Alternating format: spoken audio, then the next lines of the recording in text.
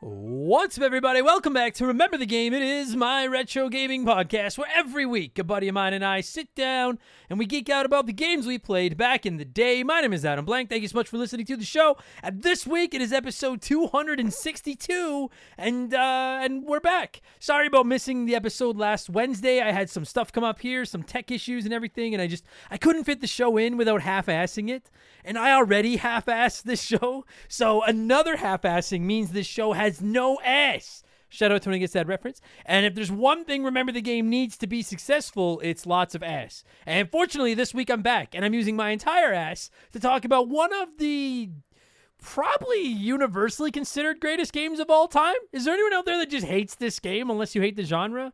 It's Final Fantasy VI, also known as Final Fantasy III on the Super Nintendo. The thing I hate the most about talking about this game is this whole conundrum between the numbers. So just in case you are in the dark here, this was the 6th Final Fantasy game, but it was the 3rd Final Fantasy game in the main series to come over to North America. I don't know what it was called in Europe, probably Final Fantasy Crumpet or something. But here in North America, it was Final Fantasy III on the Super Nintendo. It had that purple box. You probably know what I'm talking about. It was technically Final Fantasy VI, which is why, again, here in North America, we went from Final Fantasy I on the NES to Final Fantasy II and III on the Super Nintendo, which were actually 4 and 6, to Final Fantasy VII on the PS1, which was Final Fantasy VII, and etc., etc. So if you're wondering why we're calling it Final Fantasy VI when you know it is Final Fantasy III, that's why.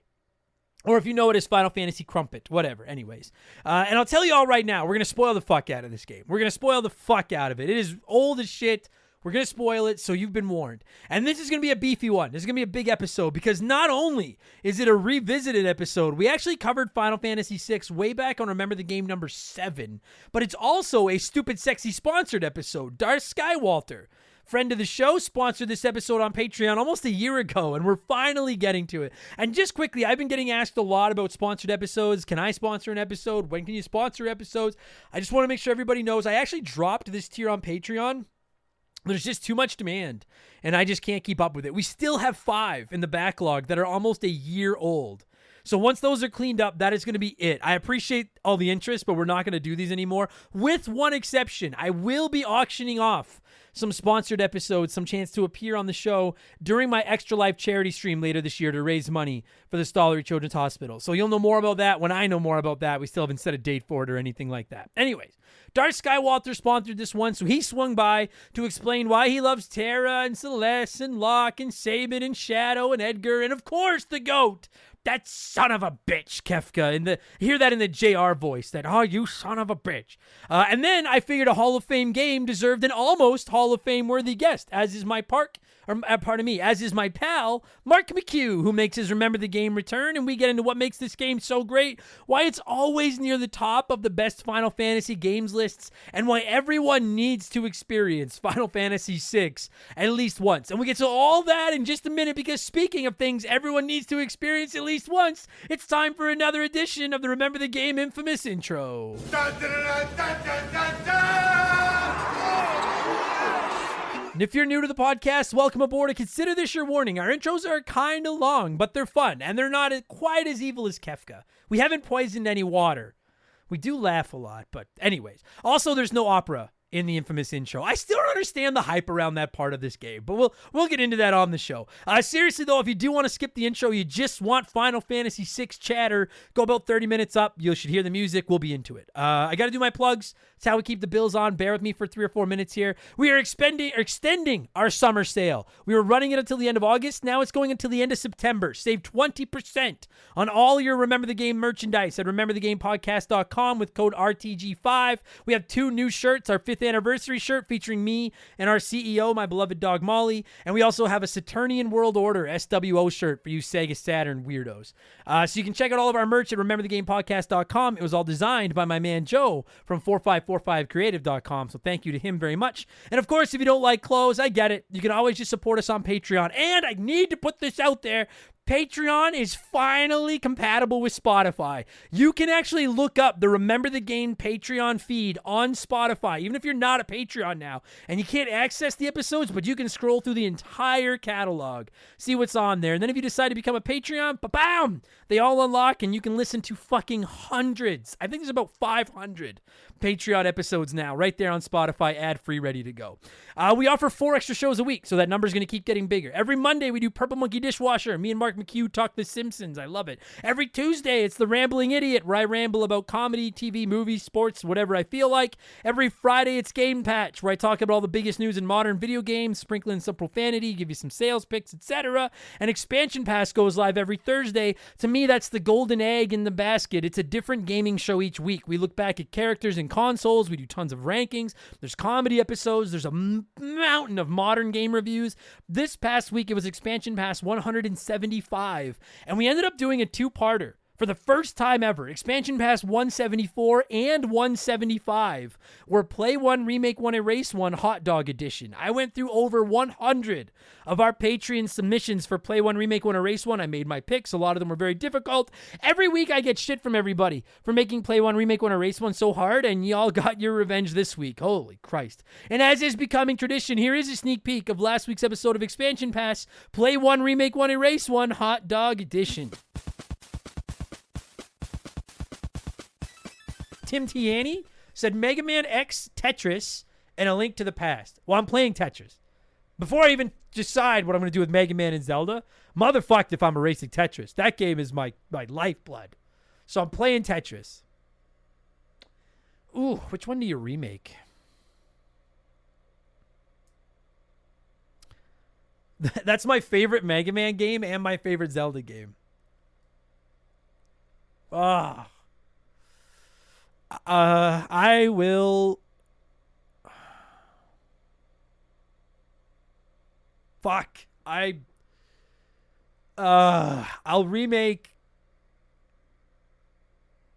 Mega Man X and I'll erase Link to the Past. And I have no logic. I have no logic for that. Other than, like, you basically just put 2 kids on the plank and we're like, you can pull one back, the other one's going to the sharks, and I just grabbed one. Because I'm not gonna let them both be erased. But you're fucked, Tim Tiani, to make me choose between those. You're fucked.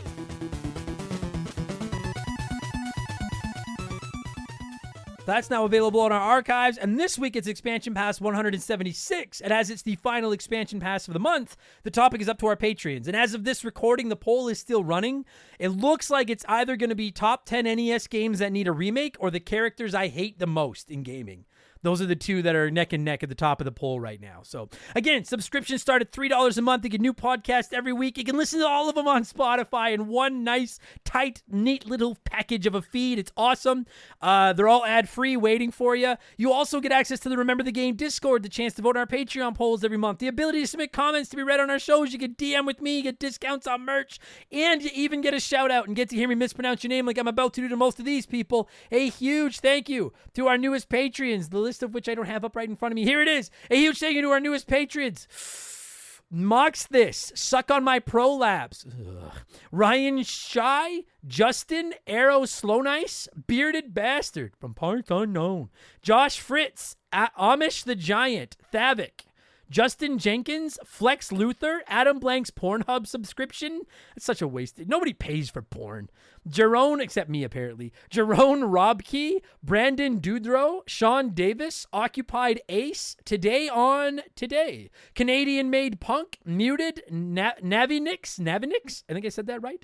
Julian Dubois, Jake Yancey, Jordan P., Eric Hopewell, William Vinterscar, that's such a sick name, Andrew, Hayden Hedman, Danny Gautier, I hope I said that right, Vicious One, and Tyler Lund, Tyler L. Thank you all so much for the support, and welcome to Remember the Game Industries. You can find all that at patreon.com/rememberthegame, and don't forget, 5% of our Patreon income gets donated to charity at the Stollery Children's Hospital, and we offer annual subscriptions that will save you your 12th month's fees. And finally, you can find me on Twitch whenever I have time to get on there, twitch.tv/rememberthegame. Come by and say hi, and we'll be friends. It's really Cool. That's enough blowing myself. Let's blow some of you by blowing in some cartridges. It is our opening segment on the show. I read a few comments and questions from our Patreons, usually gaming related, but not always. And we call this segment Blowing in the Cartridge. He blows all right. He blows big time. That's it, honey. Get into the spirit.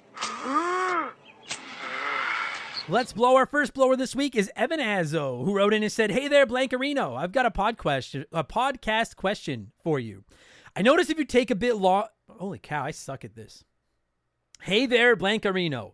I've got a podcast question for you. I notice if you take a bit of a longer time during the infamous intro, you speed things up a bit. When theoretically, it's your podcast and it can be as long as you want. Do you always have a set time limit you shoot for? And if so, what is it? And why do you feel it's a good length?" I usually try to come in right around the 30-minute mark, and then the music starts. And it's because I tell people off the top, skip ahead 30 minutes. I do get shit from some people that the intro is too long. And someone asked me the other day, why is it called the infamous intro? And I'll be completely honest. It's just there to fuck with people that hate how long it is.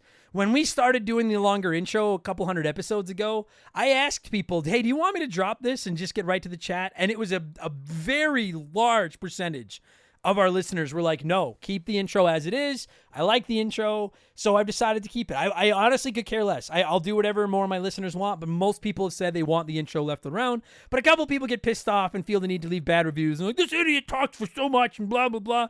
So I just, I love those. So I started calling it the infamous intro to fuck with people. The reason I shoot for the 30-minute mark is I feel like it's a round number, and I like to tell people go ahead to about the 30-minute mark. People have asked why I stopped putting timestamps into the description. It's because I never know if we're going to have the ads playing in the ad slots or not. And if they are playing, they change in length and they can change up the timestamp. So it's hard for me to offer those timestamps now. So that's basically, I shoot for 30 minutes. But that, yeah, you're right. I'm in charge. I could fucking go as long as I want. Who gives a shit? Plus, Molly's always waiting. My dog is always waiting to go out for a walk as soon as the show is done. So the longer I go, the more she scratches at my foot. And dogs have little claws. They're like cats. It's fucking weird.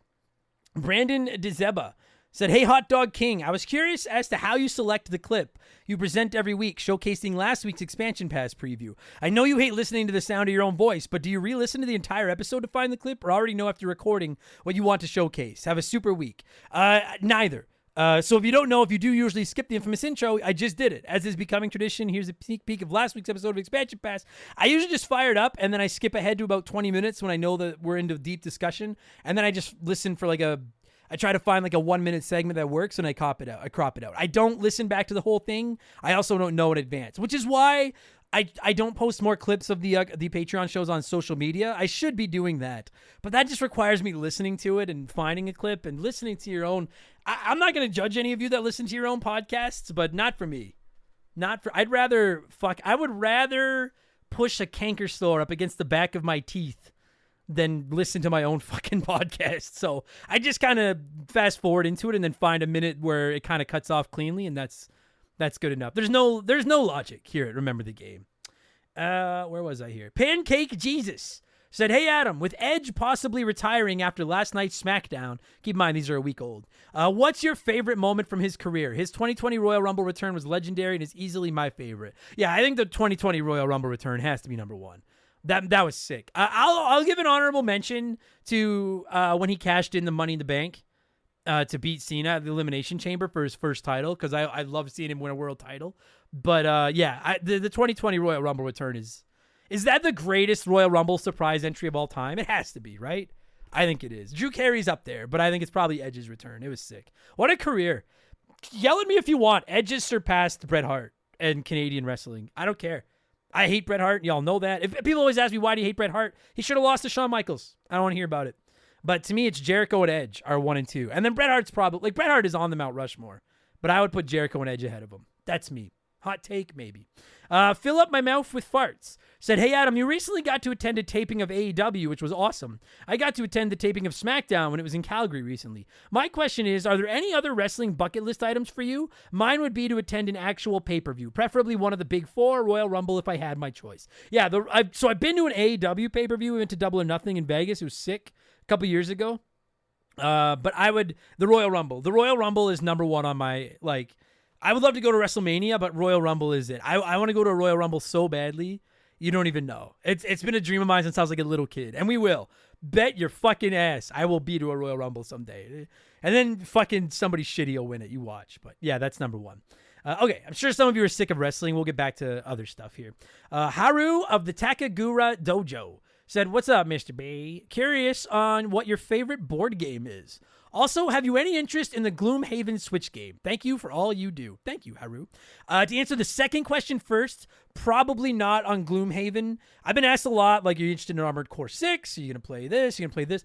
Like, maybe someday. I won't say no, never. But my dance card is full. Like, through the rest of the year, I'm trying to finish WrestleQuest right now. Starfield comes out on September 6th, and then Starfield, I'm sure, will take me until October 20th with Spider-Man and Mario. That'll take me to Mario RPG. And then I'd still love to try to sneak in Persona 5 Tactica and Sea of Stars. That's already, like, I'm done. Like, I won't be able to do anything else. Like, that's my dance card for the year. So, and then retro stuff for the show, but so much to play, dude. Us gamers are eating right now. It's sick. Amanda Hug and Kiss said, why can't I find Amanda Hug and Kiss?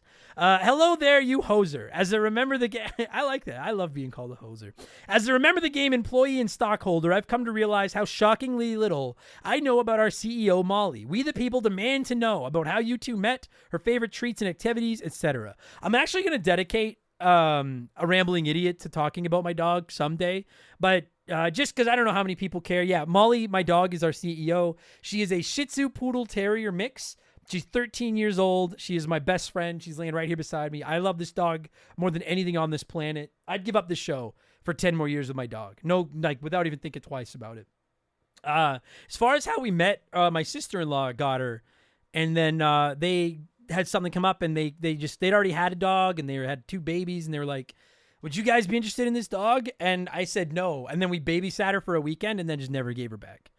We used to joke there was like a love triangle in our house at one point when we first got Molly, because I liked Shaylee more than Shaylee liked me. Shaylee liked Molly more than Molly liked Shaylee, and Molly followed me everywhere, and I was like, leave me alone. I just want to hit on my girlfriend. And so it was like this vicious, now we all just love and hate each other the same, but... yeah, and then treats she can't have any because she's got a fucked up stomach. She almost died when she was young, so now she basically just eats boring food. I don't think she doesn't even know the word treat anymore. She just eats boring food. We'll do an episode all about her someday on The Rambling Idiot. I love that dog. Phantom Owl said, "Hi, Adam. After listening to you for over a year straight now, I have a burning question. What the hell is double secret probation? Is there some penalty attached to this? Like I lose my firstborn or go to the penalty box for 5 minutes? Is there a single secret probation? Also, what's so secret about it? I can't be the only one wondering. Anyways, thank you for being that distant voice that keeps us all relatively sane on our commutes to work. Be safe." You too, Phantom Al. Thank you for listening. I do get asked this on occasion, so I will just say, I think nobody would expect this coming from me because I don't know movies, but double secret probation is actually a movie reference. I don't know if it was from something prior to the movie, but National Lampoon's Animal House. I don't know if it's actually a real thing or not, but just Google double secret probation. The clip will come up. Basically, the main characters in Animal House, it's like a fraternity. They get put on double secret probation because they're so bad. And I just kind of said it one day, and then somebody wrote in and said they thought it was double seeker probation, which I thought was even fucking better. So now for those of you that ask, like, is it double secret or double seeker? Whatever you want. Why is it double? Because it's more important than single. And what is the penalty? Well, you'll find out when you inevitably get put on double secret probation, just like 9/10 of my listeners have been. You bastards. I just punched my mouse and it fell off my desk. Anyway, that's the long and short story of what double seeker probation is. And finally, before we move on, you know what it is. It's letter time. Bryce Joel wrote in and said, "Hey Adam, since I started gaming again this year, I realized how amazing the Switch is, but I'm so eager to play games on newer consoles like Final Fantasy 16, Alan Wake 2, Spider-Man 2, etc. on the PS5, or Starfield soon on Xbox. What's your opinion on purchasing a new console with all that shit being so goddamned expensive? If you had to choose one, what would it be? Buy a PS5, an Xbox Series X or S, or be a hardcore Nintendo fan and hold out for the question mark of their new console? I just can't decide if the current gen consoles have games that make it truly worthwhile yet, though you do make Game Pass sound appealing sometimes. Thanks for reading. Love, Bryce." That's a tough question. So we're putting aside any fanboy or fangirl bias here. This isn't like PlayStation's awesome and Xbox is dumb, or people that play PlayStation are ponies and us Xbox kids are the cool. All of you that shit on the other side are idiots. You're all idiots, and you're the worst part of this hobby, and shut the fuck up. That said, if you have to pick one, I mean, so basically I'm not saying, you brought up how expensive this stuff is, Bryce, so I'm not trying to throw shade and be like, Bryce can't afford both. I don't know if you can or not, but I'm going to interpret this question as like, hey, I have enough money for one system. Do I buy a PS5? Do I buy a Series everything? Or do I wait for the next Nintendo system? If you've got the money, I wouldn't wait for the next Nintendo system because they still haven't even confirmed when it's coming, and there's every chance they fuck it up and do something stupid. And I don't think we're getting it before next fall at the earliest. So if you've got the cash, I think at this point, the PS5 is worth the next-gen price point. You can play some of those games on PS4, but Spider-Man 2, God of War Ragnarok, I think Final Fantasy 16 is dope. I've really enjoyed like Horizon Forbidden West, Returnal, Deathloop, Ratchet and Clank. I've been very, very... And BS Plus has really turned it around, man. It's a great fucking subscription now. If you didn't have a PS4, you're golden with PS5. You have games out your ass for the next 2 years. So I think a PS5 is worth it 1,000,000%. As far as an Xbox Series X or S, I love my Xbox Series X, and I do think Game Pass is rad. But I'm going to be honest, in 3 years, Xbox hasn't done a lot to make their system a must-own. I don't think they've released a lot of exclusive games. Obviously, Starfield is a week away. That might change things. We'll see how Starfield does. I'm excited for it. I can't wait to play it. But they don't have... dude, like listen to the games I just listed off, right? Like Ratchet and Clank, Horizon, God of War, Spider-Man 2, Demon Souls, like Final Fantasy 16. Sony's had a lot of big exclusives. Xbox has had, Forza, Halo Infinite, Hi-Fi Rush is awesome. Is that it? Like Redfall, but that didn't really do that well. Like if you haven't, I will say, like, if you haven't played Xbox since like the original, or if you've never played Xbox, yes, an Xbox Series everything is worth it because you get Game Pass and you have all the Gears games, all the Halo games, not to mention all of your your Elder Scrolls and your Fallouts and like Dooms and all this shit is on Game Pass and is ready to go. But I guess if I was ranking them, I would say a PS5. If you're indifferent toward what system you buy, I think a PS5 is the better purchase right now. And then if you're new to Xbox, an Xbox Series S is half the price. Get Game Pass and you have lots to play. Or an Xbox Series X. I've been happy with mine, but they have yet to prove that they can keep up with the exclusives we need to justify the cost. I don't feel like they've justified the cost of the Series X yet. I think the PS5 has, and I think the Series S has. So I hope that helps. If you can only afford one and you just want to play a bunch of games, I would go with the PS5 right now. Call me in 2 weeks when I've played some Starfield, and I'll let you know. But as of right now, I think the PS5 has got the better library. And that controller is pretty tight. And PS Plus is fire. Okay, we need to move on. I hope that helped, Bryce. Send me a DM if you want more information. And thank you to everybody that wrote in as always. We had a ton of comments this week. I bombed through as many as I could. Let's switch things up and get to our Smash Hit segment, the official game show of Remember the Game Industries. It is Play One, Remake One, Erase One. Yay!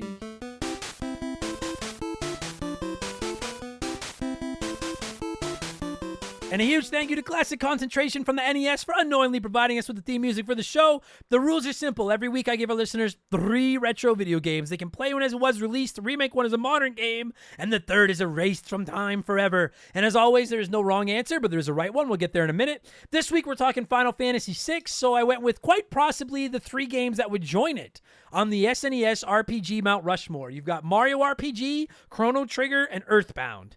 Man, the Super Nintendo had a lot of RPGs. Holy fuck. Very, very close poll, but 22% of you said you'd play Mario RPG, remake Earthbound, and erase Chrono Trigger. That's crazy, but the 2 runner-ups that tied at 20% both erased Mario RPG. So for those of you that are like, how are they erasing Chrono Trigger? It was close across the board. Let's see what a few of you had to say here, then I'll tell you what the right answer was. We had 140 comments. So I touched a nerve with this one. I'm going to get through 5 or 6 and then wrap this up. Chicken McGangbang said, out for revenge after the recent Patreon episode, eh?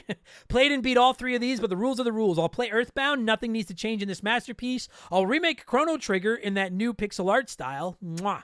And I'll erase Mario RPG. I love the humor and the fun, but it was like baby's first RPG. I agree. Like, I love Mario RPG, but I won't disagree with you. I think it is easily the most basic of these 3. And if you like deep RPGs, Mario RPG is the one to erase. I get that. No one is getting stabbed in Toronto tonight. Said, Earthbound looks fun. I'll play it. I'll remake Chrono Trigger, please. I want to try it so bad. Mario RPG, meh. I don't like my RPGs too complex. Looking at you, Witcher 3, but Mario as an RPG never felt like something that grabbed me. So it's got to go. Yeah, that's fair. And you know the thing about remaking Chrono Trigger is, like, you don't even have to remake it. Just release it somewhere. Like, just put it on the Switch. I think people would be like, I don't give a fuck if you do anything to it. Just put it on the Switch so we can play it. You sons of bitches. I just bought it on my Steam Deck so I could replay it for an upcoming episode of the show. And I was like, man, it is just not available anywhere. That game is just, it's like they lost the master file to it or something. Dalton Darling said, this is kind of an easy one. The hardest part is figuring out what to play and what to remake. So to start, I'll erase Chrono Trigger, as we have enough JRPGs with long, spiky, colorful-haired protagonists. It's a fair point. I'd remake Earthbound, as I feel it needs to refresh the most, fix the inventory system, and make it less grindy. That inventory system makes me crazy. And that leaves me playing Mario RPG, as I've never played it, and from what I've seen, it seems like one of the easiest pick-up-and-play RPGs ever created. It is. And I can't wait for the remake of it, because everyone will be able to play it, I promise. Remaster, whatever the fuck it's called. Scrap 104 said all 3 deserve to be played or remade and none should be erased, but rules are rules. Fucking rights. I'll play Mario RPG. It's a great RPG game to play for all ages, newcomers and RPG veterans alike. I'll remake Chrono Trigger. Deserves some modern love in the style of either Final Fantasy VII Remake, Dragon Quest XI, or Octopath Traveler. Final Fantasy VII Remake Chrono Trigger would be pretty sick. And then erase Earthbound. Aside from Virtual Console and Switch Online releases, Nintendo hasn't been giving any love to that series anyway. Sure, there's Smash Bros, but come on, bring some of that effort to a new game or remake. Agreed. Fuck, agreed. And Ida Hoju said, no matter what you say, Adam, there can't be a right answer to this brutal, heart-wrenching poll, but here we go. Play Mario RPG, as I'm literally replaying it already, and it's still amazing. Remake Earthbound, though it doesn't need one. Maybe some quality of life fixes could actually help me finish this gem. Sadly, erase Chrono Trigger. I've played it so many times, all 10 endings or however many there are, and it's perfect as it is, so no remake needed. Farewell, sweet Chrono. So brutal. That's what I like. I like to hurt people with this. I personally am going with a runner-up this week, 20% of you, as is Arrow Slow Nice, who said, first-time post for realsies. This is easy. Play Chrono Trigger. It has a Frog Knight. What other game has that? Remake Earthbound, because I've heard great things about it, and I've only ever played it for maybe an hour, so a new splash of paint would go a long way. And erase Super Mario RPG only because I've never played this, and since they're remaking it, what better way to start than with the new one? That's fair. I'm going the same order for different reasons. I'm going to play Chrono Trigger because I've only played through it once or twice. I've played through Earthbound and Mario RPG a million times. So I'm going to play Chrono Trigger because I don't know it like the back of my hand. I'm going to remake Earthbound because I want to see it in that Octopath Traveler 2D HD art style. And I'm going to erase Mario RPG because I fucking love it, but I can play it in my head at this point, and I still have Paper Mario. If I erase Chrono Trigger Earthbound, that's it. I can still go to Paper Mario. So I'm very sorry, Mario RPG. I love you. That's it. Thank you, everybody, for writing in and playing along as always. We're going to go to a quick word from a sponsor, maybe if I have one, and then we'll be back. I'll tell you what I've been playing, and we'll get into Final Fantasy VI. So here's the word from a sponsor, if I have one, I hope. This is an ad by BetterHelp. A band once said, work sucks, I know. And I think most people agree with them. Workplace stress is now one of the top causes of declining mental health, with 61% of the global workforce experiencing higher than normal levels of stress from their jobs. And while walking away from your job might not be an option, taking a little time every day to focus on yourself and your mental health can make a huge difference. I know in the summer I try to get outside every day, get a little bit of sun, and just enjoy the outdoors. It really helps. At least until my allergies attack, and then it's ugly. It's important to take steps to combat work stress, and therapy can be a huge one. It's not just for overcoming trauma. Therapy can help you define work goals, set some work boundaries, develop coping skills. It's like a cheat code for life. And if you're thinking, man, I'm too busy for therapy, well, look into BetterHelp. They make therapy as convenient as possible. You can meet with one of their over 30,000 therapists online and on your schedule, just like over 5 million people around the world already have done. As the largest online therapy provider in the world, BetterHelp can provide access to mental health professionals with a diverse variety of expertise. Unwind from work with BetterHelp. Our listeners get 10% off their first month at betterhelp.com/rememberthegame. That's BetterHelp, HELP.com/rememberthegame. We've had some great partners over the years here at Remember the Game, but I don't know if any of them have hit home for me quite like Hometown Hero does. No pun intended. Don't start. It's a transparent, honest cannabis company that helps people and gives back to those that have served their country at the same time. I mean, come on. As soon as I read about these guys, I knew I wanted to work with them. Hometown Hero is a cannabis company out of Austin, Texas, and they were founded back in 2015 by a U.S. veteran. They have two goals: create premium hemp products that can help everyone, and to support veterans by donating a portion of those profits to organizations set up to take care of those who have served. Hometown Hero products are of the highest quality, and everything they offer is made right there in the U.S. of A. Gummies, caramels, chocolates, drink mix. There's something for everyone. And what's more, their hemp is grown locally in Texas, which is something they should and do take a lot of pride in. And they offer certificates of analysis for everything they sell because they want to be clear that their products are as advertised, both in terms of potency and ingredients. No contaminants, you get what you pay for. Just how they conduct business is enough to get my good eyes' attention. But when you circle back to the fact that the company was founded by a veteran and they put such heavy emphasis on supporting veterans, this isn't just lip service. I'm not reading a script I was given here. I'm proud to have Hometown Hero associated with Remember the Game. Reclaim your evening. Visit hometownhero.com and use code RTG to take 20% off your first purchase. That's hometownhero.com, code RTG for 20% off your first purchase. Okay, what have I been playing over the last 2 weeks? Because it's been 2 weeks since I did one of these. I've been playing Final Fantasy 16. Finished it. I'm going to review it on next week's expansion pass. I've been playing Final Fantasy 6. We're going to hear what I think about that in about 2 minutes. I've been playing WrestleQuest, the new wrestling indie RPG. It's not hooking me yet, but it's not terrible. I'll review it on expansion pass in a couple weeks when I'm done. I need more time with it. I'm not sure yet. I'm also playing the original Silent Hill, which will probably be next week's Remember the Game. And I've started Star Wars Jedi Academy, which will be a Remember the Game coming up in the next few weeks. So far, so good. Lots of games to play. It's good times. I'm feeling good about it.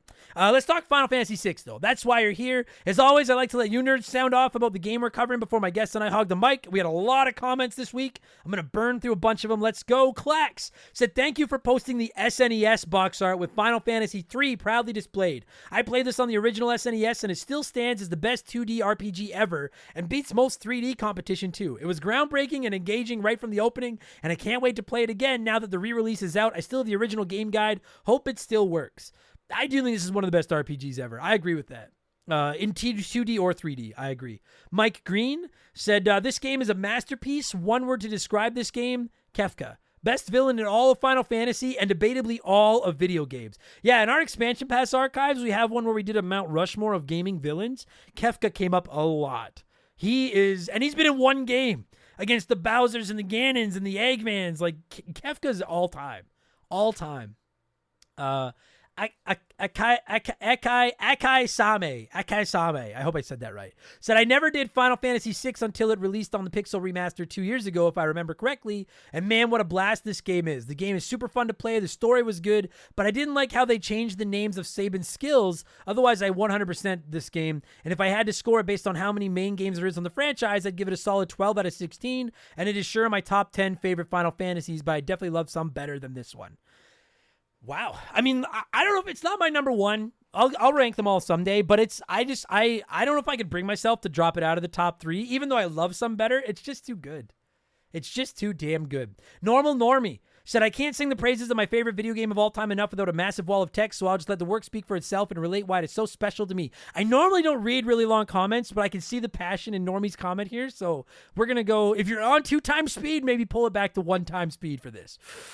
I never owned an SNES, I had a Genesis, but my brother was able to buy one later in its life cycle, and the only game I cared about was SimCity. That is until his friend brought over Final Fantasy IV and made us watch. Eventually, I was able to start my own game, but I couldn't beat it then. Still, I was obsessed with it, so when I heard Final Fantasy VI was being released, I saved up $80 and bought my first new game at retail price, and it was for a system I didn't even own. I would go on to spend hundreds of hours on countless playthroughs, being so enthralled by the game, it never occurred to me to play anything else all summer break. I still have my original copy and inherited my brother's SNES after all these years. Since it released in '94, I've tried several times to start a playthrough playthrough with my daughter, and we get a little further each time before she loses interest, but I don't want to force her to love it as I do. I know when she's ready to love this game. I know when she's ready, the love for this game will capture her the same as it has me.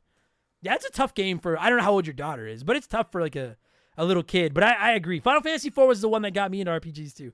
I don't love them, but that was where I started. So I like it. That's good shit. And Morgan McDonald said, this was a day one purchase for me when I was a kid. One of the first games I bought with my own money. Played the shit out of it, grinding every single character to level 99. Still one of my favorite games today and possibly one of the darkest video games of all time. It's hard to describe the level of death, loss, and horror that permeates, sorry Adam, every chapter of this story. As a villain, Kafka is the GOAT. No apologies needed. I know the word permeate. It's like how you make sausages. And I agree with just about everything you just said. And it's time to talk about it. I got Darth Skywalter on line 1. I've got former Hall of Famer Mark McHugh on line 2. I'm here on line 3, which is bullshit because it's my fucking podcast, but I digress. Let's talk Final Fantasy VI. I am going to cue up some of that beloved music. And when it stops, we're going to go back to October 11th, 1994, which was when Final Fantasy III released on the Super Nintendo here in North America. I hope you all enjoy this very long podcast. Let's go.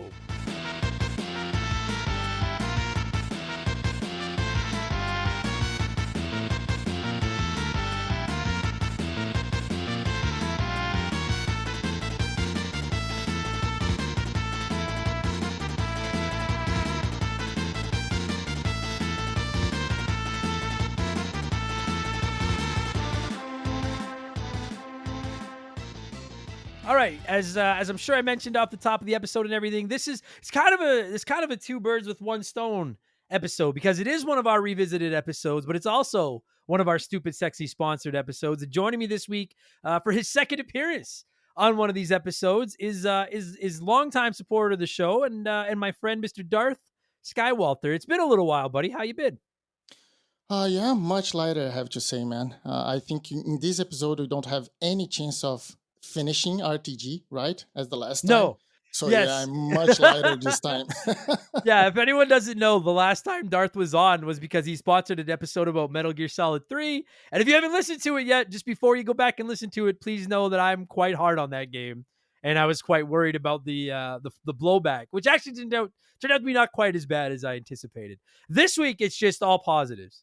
This is like, we're talking Final Fantasy VI, which we'll put it out there one time so everybody isn't confused. This is Final Fantasy III on the Super Nintendo. It's just every time we talk about 2 or 4, 3, 6, we got to bring that up. And let's agree that we can learn new things, right? It's 6. Yeah. Come on. It's Final Dude, Fantasy VI. It is Final Fantasy VI. But like, I get how, like, when we originally covered it back on like episode 9 or something. You spent 20 minutes debating that. Yeah, I remember. Yeah. People were, and I still have people that message and they're like, so what, like, so is this 3 or 6? And it is a confusing thing. But you're right. Now that like all the Final Fantasy games are pretty readily available around the world, I think we can all collectively get on the same page and just say, this is officially 6. Let's just end this. This is Final Fantasy VI. So Darth, I want to know from you, my friend, why Final Fantasy VI? I mean, I think I know why, because it's so good, but why Final Fantasy VI? Why do you like this game so much? When we started talking about me sponsoring some episodes, from the beginning was always going to be 2. We always talked about that. And it seems naive to say that right now, but my idea is that was going to be one for the community and one for me. The one for the community was going to be Metal Gear Solid 3, because I said, I'm going to be responsible for Adam making peace with that franchise. Yeah, we all know how that went. Yeah, it didn't quite work out, but I appreciate the effort, though. Yeah. And when I was thinking about the one for me, I always thought about a Star Wars game, because it's the IP that I love the most. I really love Star Wars. So, but my favorite movie is a Star Wars. My favorite book is a Star Wars book, but my favorite game is not a Star Wars game. And the best game for Star Wars you already covered as well. It was the KOTOR, the Knights of the Old Republic. That's an amazing game. It's so good. KOTOR's so good. So I said, okay, so if it's not a Star Wars, what I'm going to sponsor for the second one? And then when I was thinking of sponsoring an episode, it was also when you were starting to discuss, like, I don't know if I'm going to continue to do the revisited episodes. And I said, What? You're not going to go back to Final Fantasy VI? And I'm going to And I'm gonna be fair. When I talked to you, you said no. I am gonna continue. I plan to go back. But then the third reason came up, and that triggers me a little bit because I don't know if you know that, Adam, but you put Final Fantasy VI 3 times in the Play One, Remake One, Erase One, and guess what fucking happened every fucking time? You I erased erased it this every game. time. Yes, I said Now, I. I was gonna say to be not in my fair house, though, but it's your house, but not on my watch. Yeah, it's like I want to like it depends on like I want to just make sure I make this clear. Like I want to know why Darth picked it. I'll tell you all about what I think about this game in a minute. But just before anybody like rage quits this episode, let me just say like I am very fond of this game. I just have more nostalgia for other ones, which we'll get into. But I have practically nothing bad to say about Final Fantasy VI. It is almost a flawless video game. yeah. So, And to be fair, you're always very positive in your episode about Final Fantasy VI, but no, no, no, no, no. You're it gonna always erase gets this the game short three straw. times, and actually erase 4 times because in the expansion pass and free plug for you, everyone that wanna listen to that, $3 dues, amazing content, but Thank you. you erased the entire Final Fantasy franchise there. So no, no, no, no, no, no, not on my watch. So obviously you love Final Fantasy, and like you and I were talking about this off air. Whenever you look up a list of the best Final Fantasy games, if six isn't number one, it is a you can't have one of those lists without it being in the top three. Yeah. And I think if it isn't in the top three, your list is going to lose some credibility. It's all subjective, but there's even a limit to subjectivity. Like, come on now. Why sit like is so? I assume this is your favorite. Why is this your favorite? Like, is this your first? Your first No, Final not Fantasy? not really. And I have a different or a strange story with Final Fantasy because I was really lucky with Final Fantasy because I lived in Brazil when I was a kid. And today, of course, Brazil is a huge market. And I live in Europe now, also a huge market. Every game is released at the same time, everywhere. There's nothing Right. like that. But in the 80s, in the 90s, was not like that. Things took time to get to other markets. Even in Europe here, where I live today, we have a lot of games that were released much later than it was in the US. So or Canada, I think as well. Yeah. So we were like 5 or sometimes 2, 3, 5 years before you guys when it came to games. But I was really lucky because I had a friend of my mother that lived in Japan at the time, and she used to send us a lot of stuff. And she sent me all the Final Fantasies. So I played actually 1, 2, 3, but Oh all of wow. them in Japanese. So Oh. yeah, Can you read Japanese? no. How do you play it? How do you do that? People do that. How do you fucking play a game that's all text when you can't read the text? I had a notebook where I used to draw all the letters. I don't. It doesn't matter if it's a kanji or a katakana, hiragana. They have 3 different alphabets in Japan. I know a little bit of Japanese now, but I used to draw everything that I saw in the game and say, okay, when I press this one, the guys attack. So I know that this one is the attack one. When I press this, Okay. so I had a notebook where I said, okay, if I want to cure someone, I have to go to this one, and when I want to attack Jeez. this one, yeah. That is dedication, friend.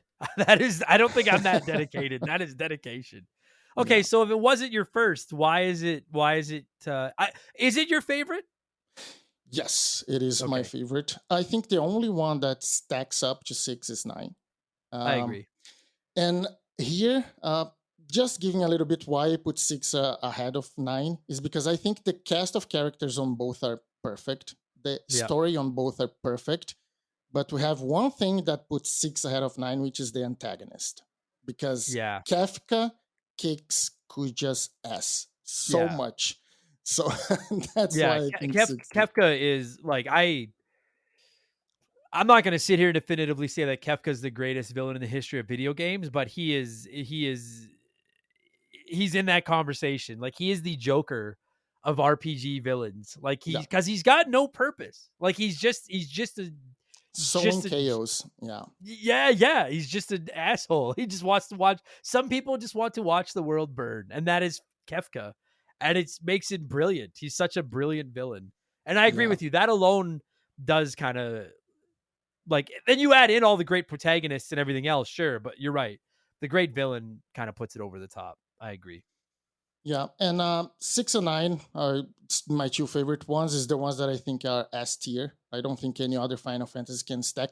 If you can count Final Fantasy Tactics, I think it's in this conversation. It would be then my Agreed. third one and would be Yep. S tier as well. But then after that, we have Final Fantasy 4, I think, as well, or Final Fantasy 7 remake if they don't fuck up with the two next games, because Yeah. this one is really really good. I literally agree with that whole thing. Like that would be, yeah, like my top 5 Final Fantasies in some order would probably be 4, 6, 9, Tactics, and 7 Remake. If you can take them from anywhere. Like to me, those Yeah, are those are my favorites for sure. And it's so agreed. tough, man, because 6, like 4 was my first, so 4 will always be my favorite. But I just like I'm replaying 6 right now to get ready for this show, and I just like it literally does like everything 4 does better. Like everything. Yes. It's like Super Mario Brothers 3 to Final Fantasy 4 Super Mario Brothers. Yeah, I agree. And Like, that's why I think, yeah, and that's why I think 6 is my favorite one, because I agree with you. I don't know if it's the first one. We're going to have a lot of people coming. Actually, there was another game that made the story better. sure. I don't Yeah. I don't know, but for me, the first game that had a good story that I played was actually Final Fantasy 4. But it's a very light-hearted story if you think Yeah. about it. There's Yeah, it not is. big themes that talk about that they talk about it. When 6 came, if you think about it, the main theme of 6 is loss, right? Yeah. Because every character that we have there that we're playing with, they lost something.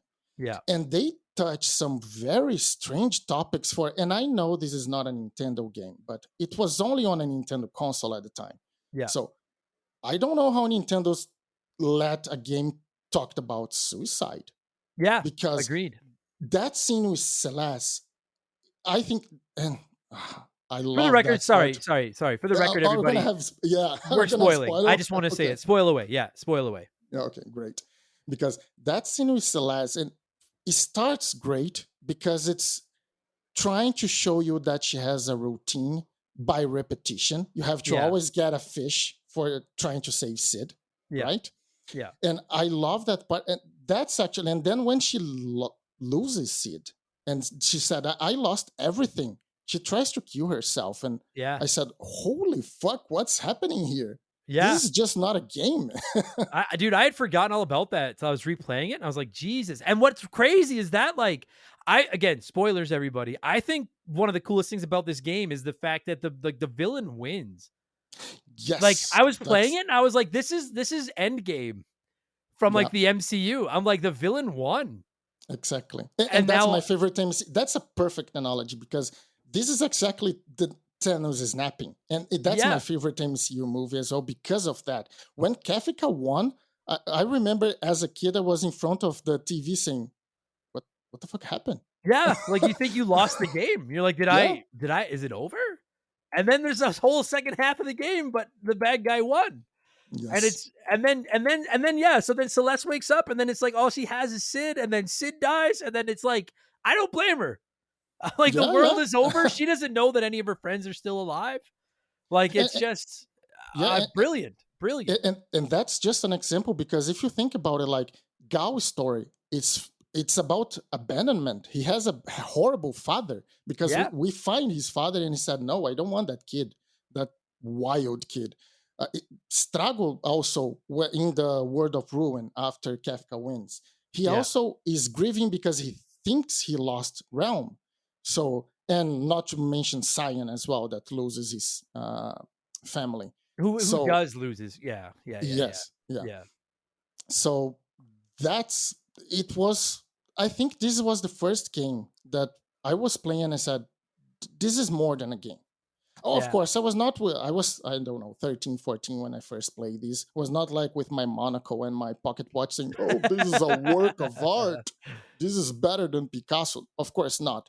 But it's probably the first time that I said, this is more than a game. I think this is more than a hobby. I really Sure. love this. I love this game. Yeah, So, it's just you could easily make Final Fantasy 6 just into a movie or a TV show and it would work. You can Like, fucking 'cause remake it like Final Fantasy VII, but it's always fucking 7 that gets all the love. always, yeah, always. 7 prints the Ugh. money. I would love to see 6 in this style, in the Final Fantasy 7 remake style. Oh yeah. Because you're right, and you said it, like, it's a dark game, and I wanted to ask you, like, I think they do a great job. Like, I love most of the protagonists, not all of them, but I love most of the protagonists, not just because they all have their own abilities, and then you get the customizable abilities with the espers, and you can kind of build them however you want. But most of them have decent stories. Not all, but most of them have decent stories as I well. yeah, I go a little bit further than that. I think all of them, but 3 have good stories. Yeah, Of course, Gogo has no story at all. It's just the copy there, yeah, the copy ability. yeah. Umaru has no story at all as He well. is the worst. Yeah, I just wanted to say that I hate that. I fucking hate that thing. I fucking hate that thing. Sorry, go and ahead. yeah, and Mog has no story, but Mog is a Moggle, and Yeah, Mog doesn't need a story. exactly, it's just Yeah, like it's a staple of the franchise that you're playing with them for the first time. I really like yeah. that. So And okay, and and 2 of the 3 you just listed are optional. So I'm okay with yes, less of a story because why spend all this time on a story for a character you may not find anyway? you can Like, I'm debate all totally of good with them are that. optional, right? Because after Y the You're Kafka right. wins, you can actually just finish the game with Setzer and Edgar. That's it. Yeah. Yeah, that's true. That's That's crazy. what you need. Like, that's fuck, I can't even fathom because I find that final castle tough unless I It grind is. like a motherfucker. I Yes, can't it is. imagine going in there with just a small party. Um, But I I think wanna that's actually a good thing about the game as well, because it is very open in the second part. I know that you mentioned that it's something that you don't like. You like when your games are a yeah, little more linear. I like that too. But in this case, the game, even if you don't need to, the game kind of pushes you to try to find everyone because you are yeah, seeing the stories. You see, for example, when you find Strago, when you see he like, oh, I lost Realm, and then I have to find Realm to help this old guy. yeah, So it pushes you to go, and that's one thing that I love about this game as well. That even if you have different stories, and there's a lot of secret stuff as well in this game. It was the first time that we saw that because, for example, the dream sequences that Shadow has that yep, doesn't confirm, but it's pretty well known that yeah, he is Helm's father. You don't know that if you don't have the dream sequences with him. yeah. Did you know that you can actually save Sid as well? Sid doesn't need to die. I actually read that today. I didn't read how. I just read that it was an option to s I had never I he's always died on my watch. So maybe I'm Yeah, just not good at taking care of people. But I I did could not save know that him that was an once. option. Yeah, you have to actually, because what happens there is that he has a HP count that is counting even when you are in the menu. It's always counting down. And you have always to get the fastest fish because it's the one that gives more HP and quickly give it to him. Oh. And then you can, if you Oh. put him to, I think it's 256 HP, he doesn't die. I did not know that. Wow. What a Yeah, game. Like, it's just exactly. there's so much to it. I wanted to ask you, like, fuck, we're gonna this is going to go long. This is gonna be a long episode. Um, who I are your can talk who are hours about this game. who are your five favorites in the team? Do you have like I want to like not just personality wise, but like their Yeah. skills, everything. Have you got? Because I could easily rattle off a list. I'm just curious. Yeah, me too. So my two favorites, and even the story as well, I love them, is the twins, Edgar and Sabin. Me too. Yeah. Love those guys. Yeah. Love those guys. Shadow, of course, he's the coolest guy in the Shadow. team. He might just be the coolest Final Fantasy character across any Final Fantasy game. And he has a plus. He has a dog. He has a So dog. yeah, Yeah. yeah. Exactly. Yeah. Shadow's the shit. Yeah, I like Celeste as well. I really Yeah. like Celeste. Actually, we didn't do the entire ranking, but I really like Final Fantasy 14 as well. I spent more than 2,000 hours in that game. I love it. My character is called Celeste Palazzo, which is Kafka's last name. That's awesome. Yeah. So Celeste, and then I like Locke as well, especially Yeah. because of his relationship with Celeste. It's a very interesting relationship Yeah. between those two. And Mog. I love Mog also. Yeah. Yeah. Yeah. Yeah, I think I'll drop my I'll keep my cards closer to the chest, but they're pretty close. Okay. I think those I was are pretty gonna, definitive, yeah. like, especially the twins, like Sabin and Edgar. Like those two guys are just not only are they like cool characters, and I like the story of them and everything. Yeah. but they're easily two of the most useful characters in the game too. Dude, Like, when they showed that he had a coin with the same side on both, oh yeah, my god, I was holy fuck, that is yeah, awesome. yeah. And I love the relationship between them. And then, like I said, in the Yeah. early going, like, dude, Edgar and the crossbow in the first couple hours of this Holy game fuck. are Auto crossbow, my god. OP. Like, they're OP, that Yeah. crossbow. And then And Saban is just a beast through the entire game, and he like can the whole suplex game. a train, right? And he can That's the suplex the train. best. Yeah, that's the Ah, fuck. best thing in the game. I love that because there's so many things in this game that move doesn't work on. But the train, it's like, yeah, that's fair. You can Yeah. suplex the train. I love Exactly. it. It's Saban's amazing. fucking. I love those guys. Do Yeah. you have a is there someone you like the least? I already said I hate that snowman thing. Oh mug, whatever. I fucking hate that thing. Umaru, yeah.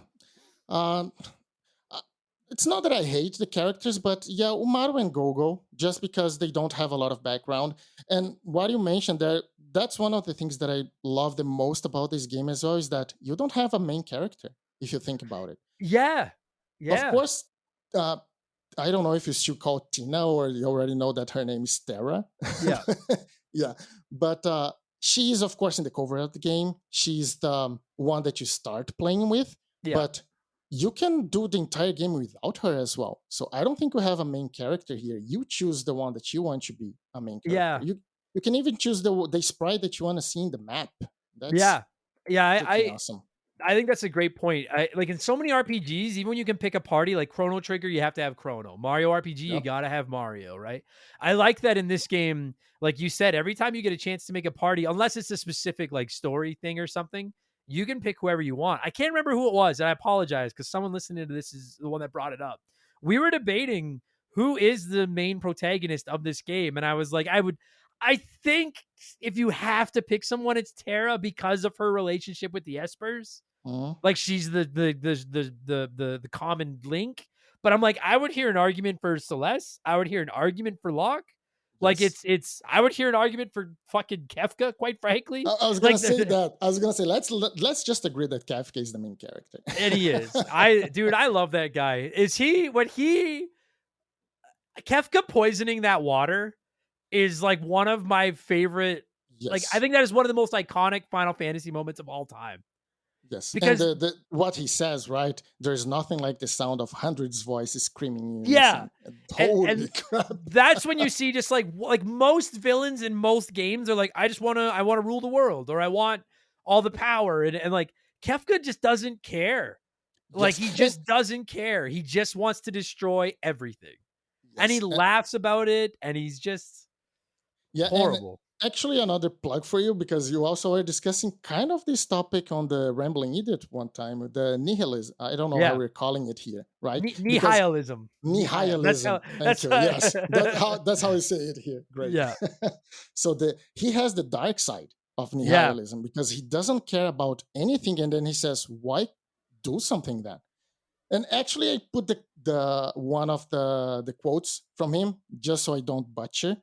But he says, I think it's just before the last battle that he says, "When time will destroy all those as well, why do people insist on creating things that will inevitably be destroyed?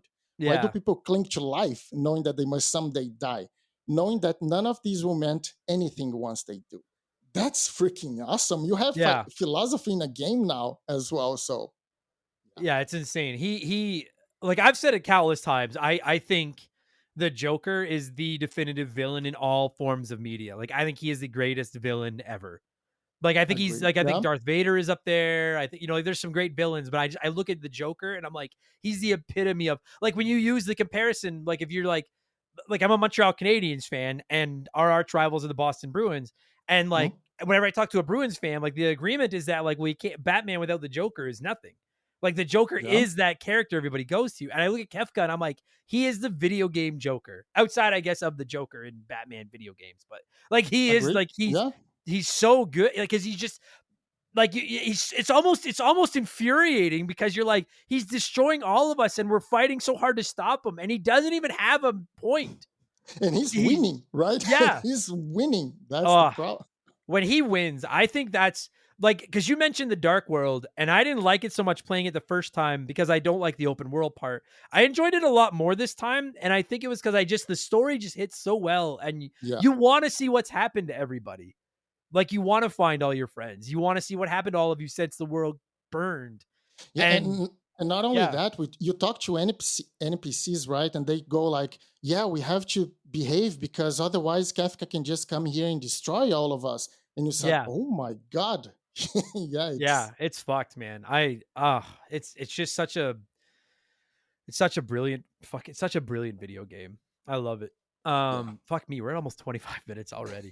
Okay, I'm gonna shut up, Darth. I have more to say. You got a couple minutes. Is there any other points of this game that you're like, the world's listening, that you have to get off your chest that you've been waiting to bring up?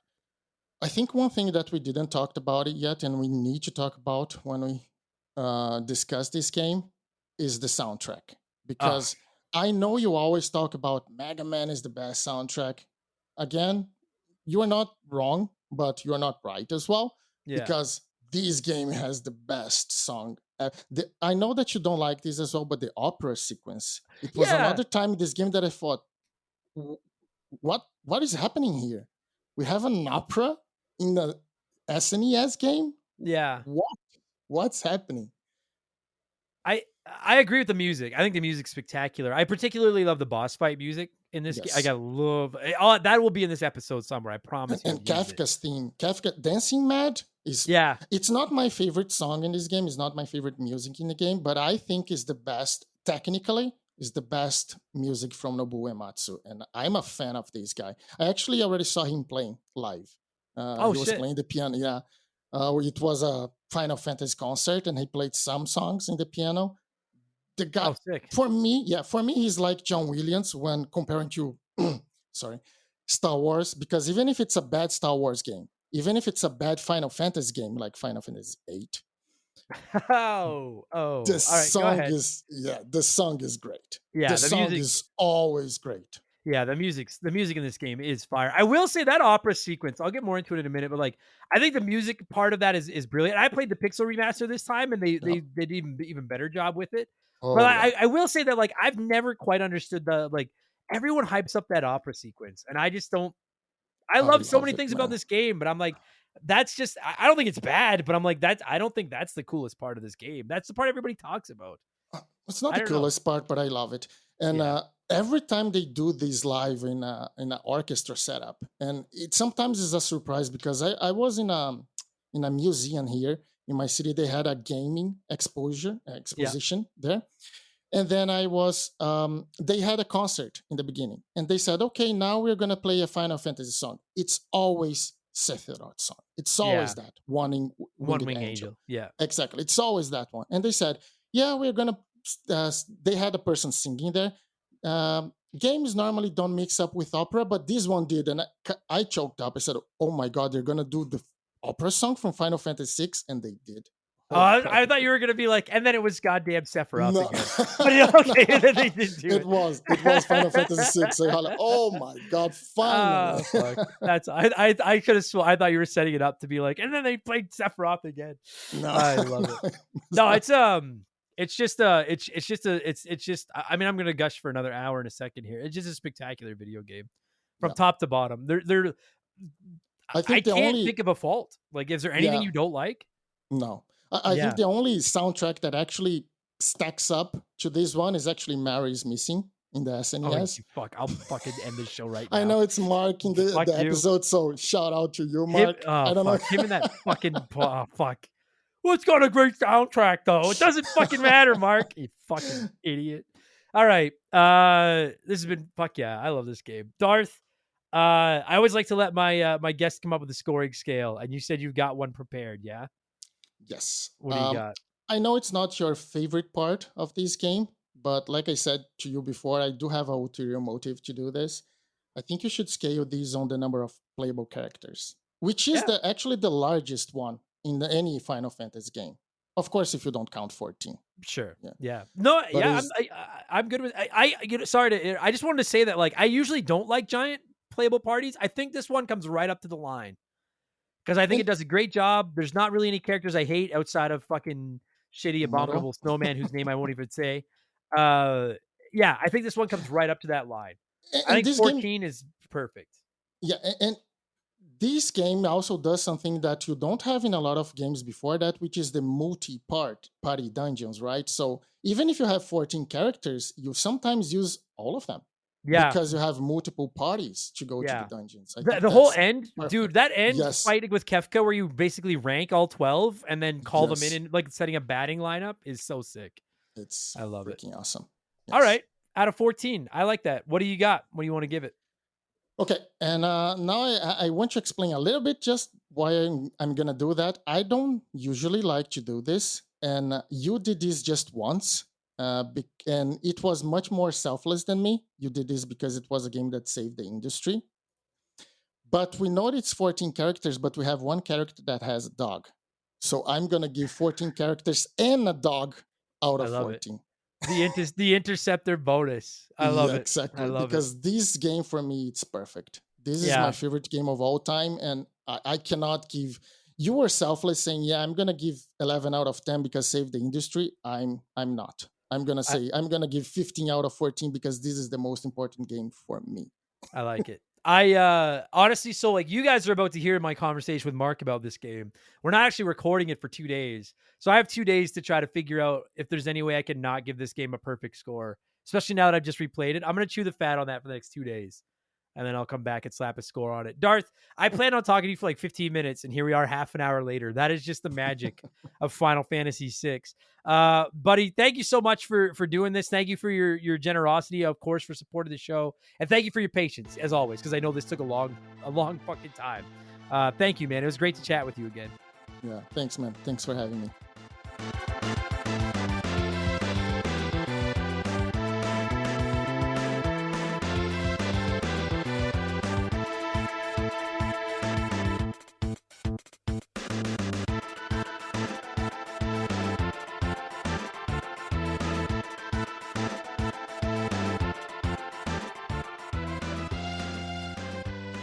All right, this is going to be fun because we're covering a very special game, as you've already heard once. You've heard the intro and everything. Full disclosure, as you already know, we're spoiling everything, so spoilers are on the table here. But joining me this week to talk Final Fantasy VI is a man that needs no introduction. You may remember him from such podcasts as Purple Monkey Dishwasher, but this week he's back on the original show that started this whole thing. Mark McHugh is here, former Hall of Famer Mark McHugh, for Remember the Game. How you doing, buddy? I'm doing great. I'm again happy to be on. Don't get me wrong, love doing Purple Monkey Dishwasher. Glad to be on the show that more people listen to, though. Yeah, absolutely. Yeah, it's been a while. Hey, like I can't remember the last time you were on RTG. I think it was probably New Year's. I think this is probably my Oh first yeah, Remember the Game of the year. holy shit! Really? You might be right. Portal might have been the last. Holy fuck! Well, welcome back. Yeah, if everybody doesn't know, I'll sneak in my last plug. You can hear Mark and I talk The Simpsons every Monday for at patreon.com/remember the game. We're about to go into season 2 of The Simpsons. I can't wait.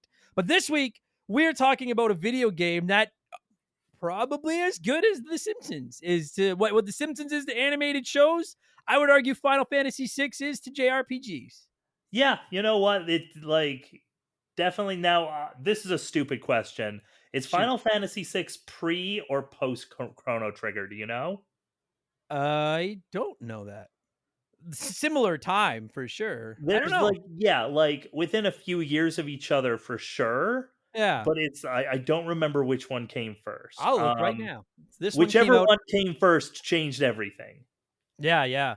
Well, it's funny too because I have never hidden the fact that like Final Fantasy IV, which was 2 on the Super Nintendo, is my favorite. Just because it was the one I started with. But every time I play this one, like Final Fantasy VI, I'm like, this is the better game. Like it literally like Final Fantasy IV walked, so this game could run like a world record 100-meter dash. Like this game knocked it out of the. It's so good. It's practically perfect. Truth be told. Oh, FYI. Oh my gosh. So Final Fantasy Practically, VI. but there will be things I'm bitching about for sure. Sure. Yeah. Oh yeah. No question. Final Fantasy VI hit North America on October 11th, 94. Chrono Trigger hit North America on August 11th, 95. So within 10 months of each other, they released Final Fantasy VI and Chrono Trigger. which that's a That's crazy year. that's Um, insane. But I've most always thought, studios don't have 2 games that good in their lifetime. and I've always thought that Chrono Trigger should have been just called like Final Fantasy. I mean, in this case, 7. Yeah. Like, because it is just a Final Fantasy game. Yeah, I mean they changed the formula a little bit with like the enemies on the screen and stuff, but it is, yeah, it is. I'm a little bit sorry. I promise everybody we're talking Final Fantasy 6, but like I just like where is Chrono Trigger? Like how have they not done anything with that game? I don't know. I'm Like, I can't floored. even like I can't even get it on anything. No. Nothing. Oh, I have it on my I bought it on Steam. Like, and It's I on guess like Steam, but that's it. you can buy like, I don't know if you can on the PlayStation 5, but I know on the PS3 I was able to buy like the original PS1 port. But like, man, the PS1 port of Chrono Trigger is bad. Yeah, Like, it that's sucks. The not load the times version. are awful. It's the worst version of the game by like a lot. Yeah. It's crazy because like let's put our cards on the table here. Square Enix, Square Soft, whatever you want to call them from back then and now, whatever. Square, the Square company, they are not shy about asking you to buy Final Fantasy games over and over and over and over and over and over and over and over and over and over. But Chrono Trigger, they're like, nobody wants this. But It's it's like like fucking everybody wants this. yeah, everybody Everybody like wants this. it's universally accepted that Chrono Trigger is like one of the best games of all time, and they're just like, yeah, but like, I don't know, it's like dusty. There's cobwebs on it. You guys don't want to play that. What about Final Fantasy 16? You guys really want to play Final Fantasy 16, right? Yeah, it's very And it's odd. like, I get like, yes, obviously new games are great, but like, let us play the old ones as well. And also, I swear to God that this episode is not just going to be me bitching about Final Fantasy 16, but that's also going to be in here for sure. Okay, don't spoil that though, because I'm not done that one yet. Yo, you're not done Final Fantasy 16? I'm getting close, but I'm not. So don't I spoil mean, that one. okay, but you know how it ends. No, I don't. Okay, well, like, So I swear on my life, Mark, I will fucking drive to Calgary and fight you. Like I put so many hours into that fucking game. If you ruin the ending for me, I will fight you. okay, I won't say anything about the end of this JRPG. All right. We're talking 16, right? Not 6. Yes. Okay, yeah. Because I was like 6 I have. 6 we're spoiling like crazy. Yes, Fix will spoil all day. On the note of Final Fantasy, as we kind of segue over to Final Fantasy, I'm putting you kind of on the spot here. Do you have a top 3 in no particular order? Like, do you have a top 3 Final Fantasy games? There's a lot that I haven't played. So, like, keep in mind this isn't a comprehensive list. But Final Fantasy 6 is the GOAT. I really like Final Fantasy 1, like the original Final Fantasy. Okay. And you know what? I'm going to say it. I like Final Fantasy 7 Remake more than Final Fantasy 7. Oh, buddy, to me, it's not even close. Like, and I liked 7 back in the day, but Remake is so much better. Like, Remake, I So much liked. better. It was fine. I don't know if it was like the mind-blowing thing that everybody said that it was, but 7 Remake was like that. Like, I played that game all the way through in like 3 days because I Yeah. couldn't put it down. Same here. Like, I cannot wait. It's my most anticipated game of any system is Final Fantasy 7 Remake Part 2 or Rebirth or whatever the fuck it's And called. like, Like, I I can't picked wait it for that up and I game. was like, oh man, like they're they're remaking this game, but they're gonna like flesh it out so much. They're gonna do what Peter Jackson did to The Hobbit and just like stretch it out so much that it looks nothing like it. And then I played it and I was like, oh man, they did a really good job of making like just one full game out of this one section of Final Fantasy 7. And Totally. I cannot wait to see what they do next. Yeah, sorry, the Hobbit reference went right over my head. Okay, so The Hobbit, like, yeah, Peter Jackson did a Hobbit trilogy when it is the shortest book of the series. Okay. So like, you know how like the 3 Lord of the Rings each got a movie, and of course they were all like 1,000 hours long. Yeah, I never saw But those like either. those were long books. The Hobbit Okay. was the shortest book in the series, and he stretched that into 3 movies. And as a Oh. result, like you had 3 movies that were like, I fine. Like, see. that last movie wasn't like, that last movie was the end of a movie that they stretched out for like 2 hours. And I so, like, see. when they came out with like extended editions of The Hobbit, I'm like, no, other way. I want a cut of the Hobbit trilogy that's like maybe 4 hours long, one sitting. I don't want a 9 hour Hobbit movie. It's I anyway. see. I get it. Okay. Okay, well that's fair because like I was gonna say like to me it's always been some order of 4, 6, and 9 are the three best my three favorite Final Fantasies. And arguably to me the three best. Like I think 9 is spectacular. See, But and I never played 9. oh So buddy, you'll love it. I promise. It's a great game. I've played 10. I liked 10. Yeah, 10's okay. I played half of 15 and it was like, eh.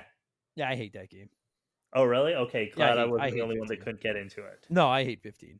But 6, like when you look up a list of like the greatest Final Fantasy games and like ranking them and stuff, like it's obviously very subjective, but I feel like the one lock is Final Fantasy 6 will be in the top 3 if not number 1. Like Yeah. it always is. And like the first time I played it, I didn't play it until I was an adult. As a kid, I never owned it. I played Final Fantasy 2 on the Super Nintendo, Final Fantasy 4 all the time. I never played 6. And then when I finally did, I was like this is good. This is good. I don't like games where I have to manage a big party of people because I always feel like I'm leaving too many people behind and I don't know who to use and I feel like I'm fucking it up. And I feel like 6 comes right to the cusp of like too many. It's just like one more playable character might have been too many. That said, But I I like the number of playable characters. Like, I I do feel like too. Final Fantasy as a series, like, the strength of of this game is that there wasn't a main character. Yes. There kind of was in Terra, but like, for the most part, there's not really just one character that's focused on. You have all of these characters that all have their own story arcs, and Yeah. that's what like makes this game's story so strong. Whereas like most Final Fantasies over the last 20 years have been just like, okay, so we've got a guy, he's kind of good looking and he's got like spiky hair and he's grumpy and he like talks like you fuck like this weird, like, it's been the Yeah. same character in every Final Fantasy game, and Yeah. it's like, oh my god, we fucking get it. And Yeah. 16, again, not gonna bitch about 16 the whole time, but it's the same thing. It's the same fucking dude with the spiky hair and the like 1,000-yard stare like expression and just like the whole like, I'm too cool for anything thing. And it's like, Jesus Christ, somebody throw a fucking pie, right? No, I don't disagree. Especially like I think that's a great point. I was debating that with somebody in the community, like who is the protagonist of Final Fantasy VI? And it's like I think if you're forced to pick somebody, I think it's Terra. It's Just because Terra, I think yeah. I think She her gets like the connection to the Espers and the like she's mhm. the link. She But sparks the plot. She gets like the big final moment of the game. Like, yeah. it is But kind of her story, but it's not only her story, which is no, and what sets this yeah. apart from future Final Fantasy titles. Agreed. I think that's one of the great things they do is that not only is like because you could make an argument to me that you can make an argument that Celeste is the main character. I'd hear an argument for Locke. I'd hear an argument for Kefka, even though he's not a hero because he's the greatest villain ever. And But I think he Kefka's like, like yeah, Kefka's on screen more than some of the playable characters. yeah. And I think they do a great job of flushing out most of the characters. There's the two additional characters that I don't even like to acknowledge. The The shitty Yeti? snowman. Yeah, the city Yeti guy, and then the Go-Go or whatever the fuck he's called. I can't stand either of them. But by and large, they do a great job of flushing out these characters and making you care about them. And I think it's just so I love that, and I mentioned this when I was talking to Darth. Like I love that in almost every RPG, when you can build a party, you need to keep you need to keep Mario and Mario RPG. You need to keep Chrono and Chrono Trigger. And in this one, they're like, do whatever the fuck you want. They're like, unless it's like a specific mission where you need to have a particular character for that mission. They're like, do whatever you want, especially when you get into the end game and you go to the dark world. Like you can completely miss members of your team and not re-recruit them. You can And you can re-recruit still them and beat the never game, use yeah. them. Yeah, like I think it's and again, I'm normally overwhelmed. Like I've tried playing like Suikoden 2 and I just couldn't get into it, even though I thought it seemed great. I'm like, I don't want to balance a team of this many characters. I struggle with it in Pokemon. I feel like I'm leaving too many characters behind. Like that is a big problem for me. And I think this one does a great job of just walking that line of like just enough characters, and you really only need to build up. Like I know you could beat the game with just a few people, but like that final tower where you have to divide into 3 teams, and then when you go to fight Kefka, you need to take 12 party members and like count them down, which I love. I fucking love that. No, like, I love that, like, and again, like, Final Fantasy has never done that again. No, Um, at the very least, no, not that I've seen. no. Again, like, a lot of games that I didn't play, but, like, that whole part where, like, you have these big epic battles where you have to, like, split your team into 3 and, like, okay, you have to put, like, this team over here, this team over here. You gotta make sure that each team has, like, a healer, somebody who can, like, so, like, with strong magic attacks. Is a really, really, like, it's a really cool system, and it breaks my heart a little bit that we haven't seen it since. Yeah, That said, end of the month we're getting Sea of Stars. Do you know anything about that game? yeah. That's the prequel to the Messenger. It's the prequel to The Messenger, but it also looks a lot like this, Yeah, it does. and I'm hoping that they've borrowed the right elements from it. Yeah, it looks dope, and it's coming to both Game Pass and PS Plus, so like everybody can And play it. yeah, Like it's gonna be well, and awesome. I bought it like at the beginning of its development. I Yeah, supported it on the Kickstarter. their Kickstarter. So Yeah, like yeah, I get it on my Switch. yeah, it looks dope. Because I agree with you. Like there haven't been a lot of games that have done it like this since. And I like, have you ever played Final Fantasy 5? No. Okay, so I played 5 a couple years ago for the show, and it's the story in Final Fantasy 5 is awful. Like it's almost non-existent. But the job system in it is fucking sick. You have a party of 4 people, and as you go through the game, you basically unlock different parties and you or different jobs, and you can give them jobs however they want. And then as they level up in that job, they learn abilities and you can mix and match. So you could make like somebody with a bunch of white magic that also uses really strong, powerful weapons. And you can make like a summoner that also has like dragoon ability. Like you can mix and match. And I feel like what 6 does so perfectly is it takes the storytelling style of Final Fantasy 4, combines it with the customization options from Final Fantasy 5, and it poops out this game that is just like the replay in Final Fantasy 6 is insane because you can like not only do most characters, and we'll go through the characters in a second, not only do most of the characters have their own specific abilities like Sabin's attacks or Edgar's tools or whatever. But then once you unlock the ability to start mixing and matching espers on most of them and letting them learn whatever magic they want, plus those espers buff certain stats so you can level them up and train them kind of however you want. And then add that into the fact that you can mix and match your team almost however you want. It's very and it's not overwhelming to hear let me talk about it. If you've never played it, it might sound overwhelming. Like you've played it, Mark. It's not. It's brilliantly done. Like it's simple enough to not scare anybody away, but complex enough to give you a lot of replay value. Yeah, like story is absolutely like extremely linear, except for in like one part, which is really, really interesting what they do with the story. Um, so like there are definitely characters that you're locked into at any given time, Yeah. but it's really interesting the way they do it. Yeah. Like you get to know all of these characters Yeah. because they Eh, are all going to be essential to the plot in one way or the other. Yeah, and if like the more time you put into this game, the more you get out of it. Especially again, so again, we're spoiling everything, right? Everything's on the table. If you haven't played it, I'd recommend not listening to this till you play it. Once you hit that end world, which I'd like to get into when we get to the story, because I still think it's insane that 2/3 of the way through the game the villain wins. Like I was saying when I was I talking to Darth, it reminds me of Endgame. It Like blew it me away. reminds me Like of I was Endgame. like, "There's no way did that just happen." Yeah. I thought I lost. Like I thought I lost the game. And then it picks up and you're like, "Oh, okay, so now we're just picking up after we've lost." And then you spend this time and to me that's really where the storytelling gets magnificent is in that dark world because you can travel around and you're looking for all your allies and you're picking them back up one at a time and you can pick up extra like if you take Gao to the right place, you can find his dad and learn a little bit more about his background and why he was abandoned, I believe. I think you can. I didn't do it this time, but I think you can. And like you can go into like Shadow's past to find out what the fuck's going on there, and you can go Well, I into just like love that, like, it starts with, like again, we'll get more into it when, like, we get to the story, but, like, the world ends and you're like, "What the fuck just happened?" And yeah, then you just wake up on an island. Yeah, yeah. Well, let's do it then. Let's talk. Let's do the story. Yeah, Let's let's do the yeah. story. Then we'll do the. So like, yeah. If you've never played it, it basically like it revolves around this whole concept of there was a war of the Magi, I guess is how you pronounce it, a long time ago, and there's these powerful like summon creatures called espers that kind of live in like their own dimension behind this like locked away cave. So they're not there. So they're not fighting with the human. Like it's all they're like whatever. They're gone. And basically this like fucking psychopath Kefka is like just after the power of these espers to start, to just and like I think sorry, I know I'm all over the place. Like I really don't even know how to describe the story of this game. It's so wild. And I'll be admittedly I'm hungover too, but at the end of the day, like to me, this whole story revolves around like you have all these characters. Some of them are parts of this rebellion against the Empire and against Kefka and them. The Some of these characters returners, have yeah.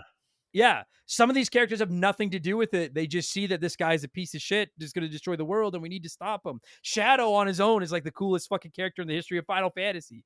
And then like 2/3 of the way through the game, you've got this whole team built and everything like this. And then finally, Kefka wins.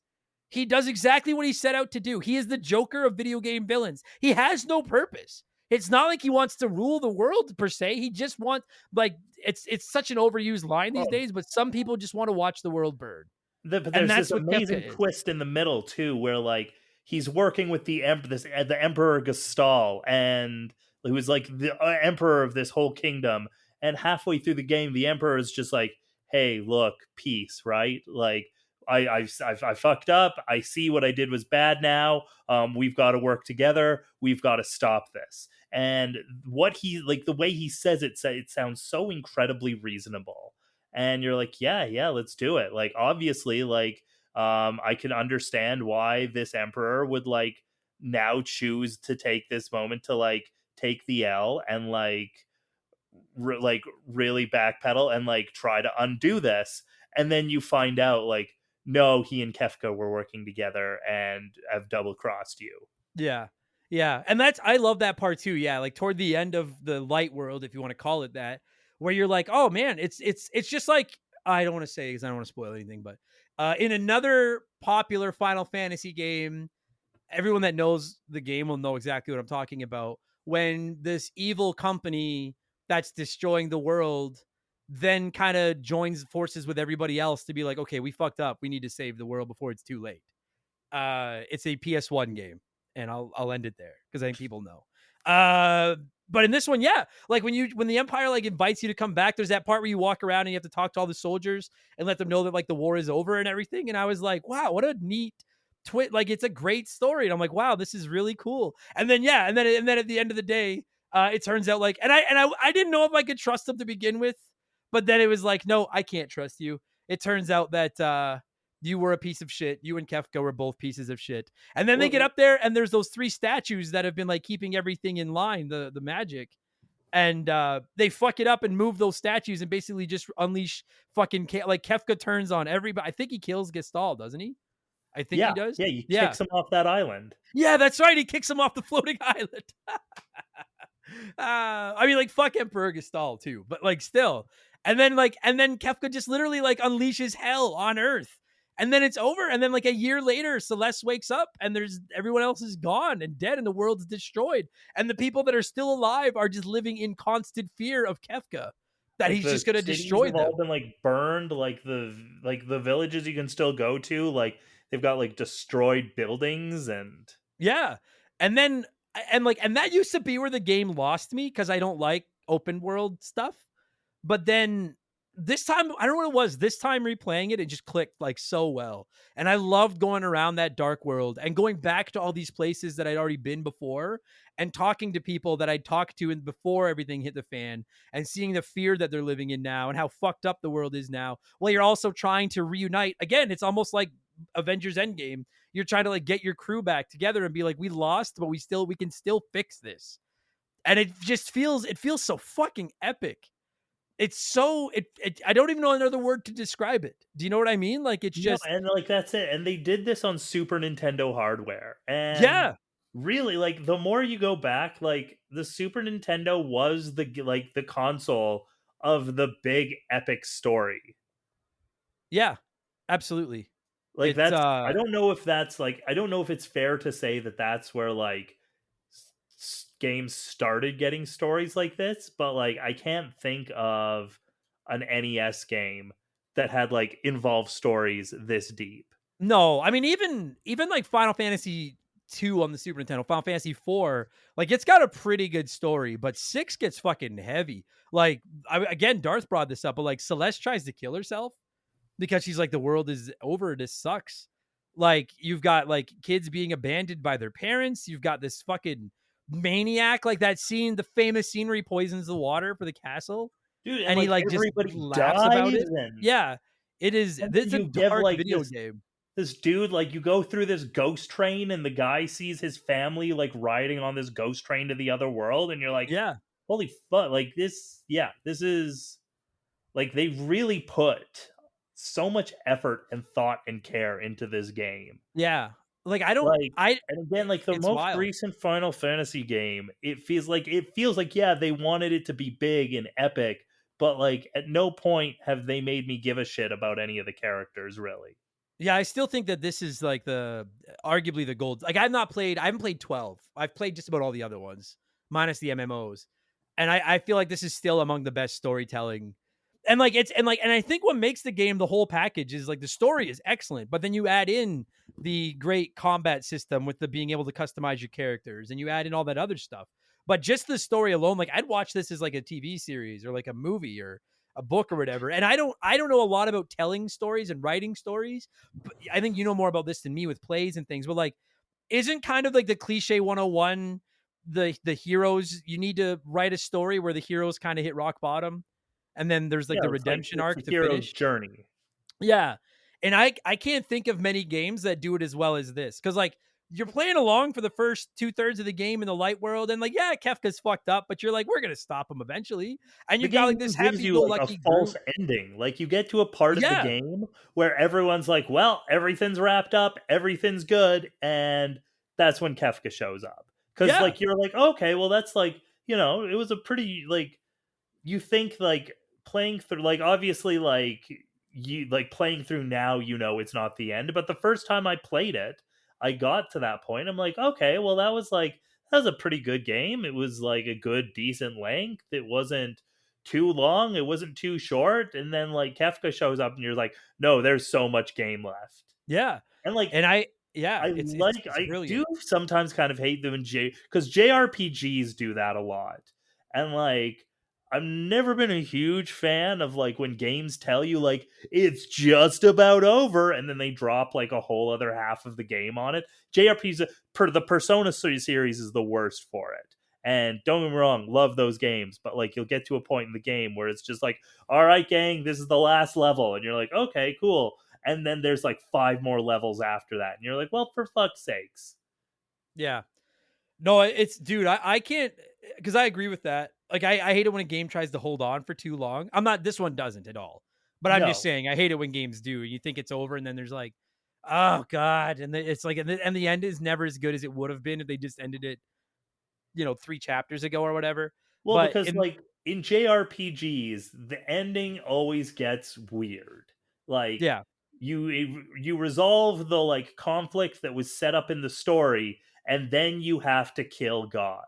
yeah, Like no matter yeah, what, every JRPG ends the same way, where it's just like we got the big bad guy, but it turns out the big bad guy was being possessed by this demon from like that's like thousands of years old, and now we've got to go kill this demon. And it's like, okay, well, like I appreciate getting like a big final last boss, but like it goes the same way. yeah. But at least like this one, I feel like this one does that the best because it does do that kind of, but it does it better. That false finish where you kind of think the game is over and then it turns out like, nope, Kefka. Like when you go up to the floating island, I always assumed like first time playing it, I was like, this is the end of the game. I'm like, I'm gonna go up there, we're gonna fight Kefka, we're gonna stop him, it's gonna end the world. That's it.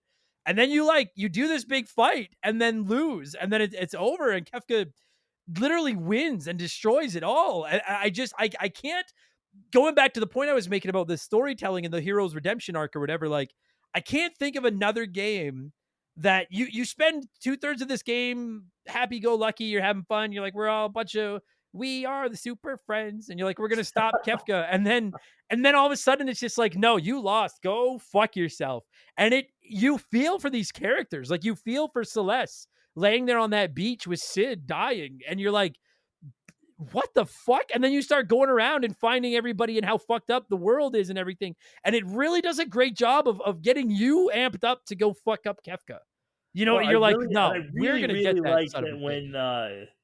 that when you find Tara, she's like running an orphanage. Yeah. And she doesn't want to fight anymore. Hmm.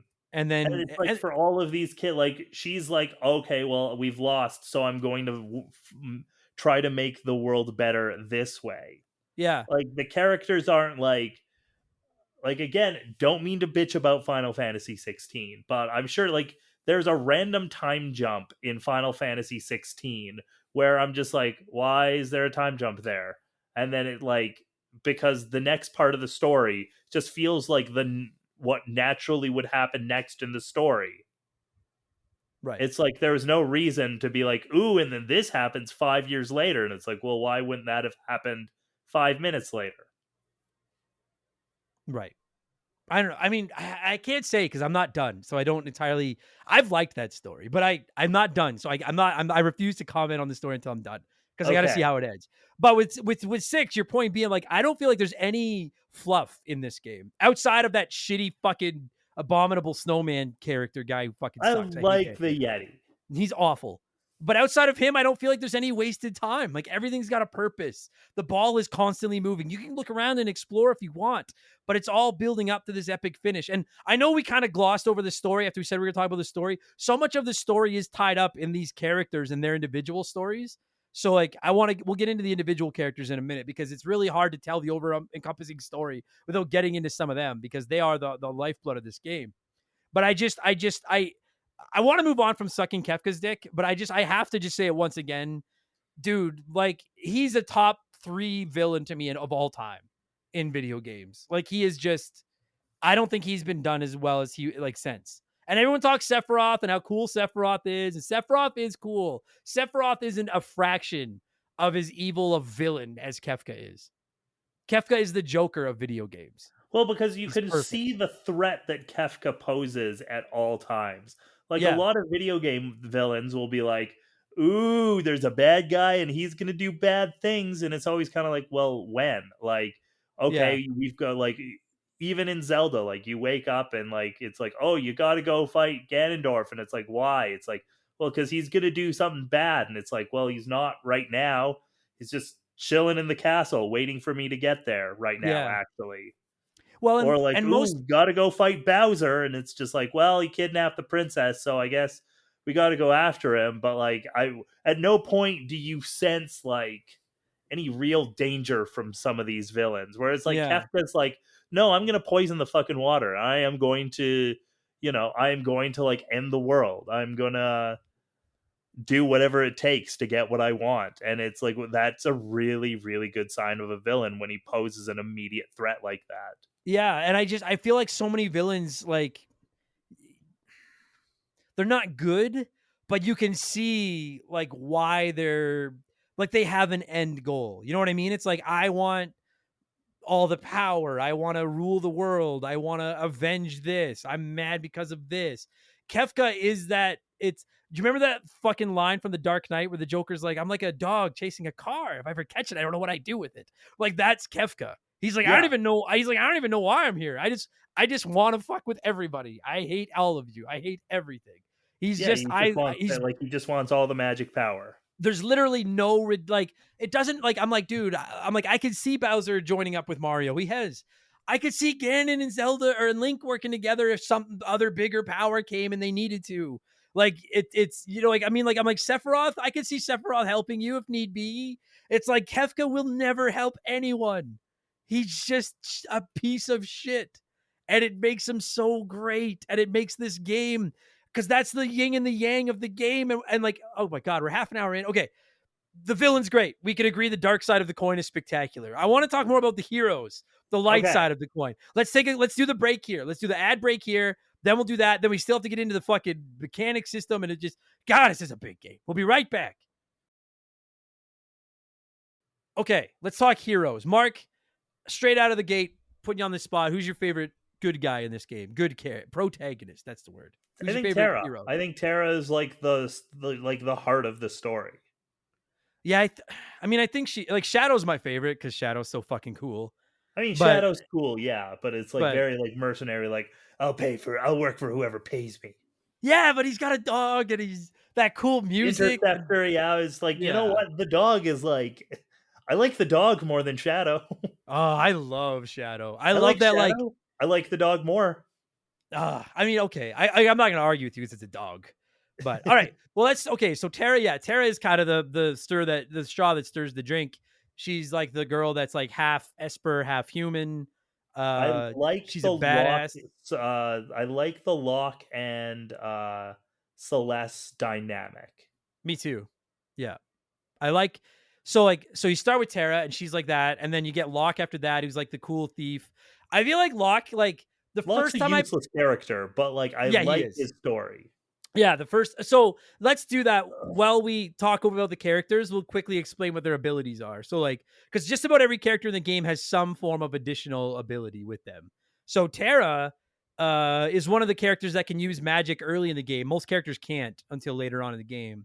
Tara can, but then she's also half decent at throwing damage. And then later in the game, she's got this ability to go like Super Saiyan. supersonic. Yeah, and turn into fucking like Esper Terra, where she looks awesome and she's more powerful and all her magic. Like, and she is like she's for me, she's like unofficially kind of the leader of the team.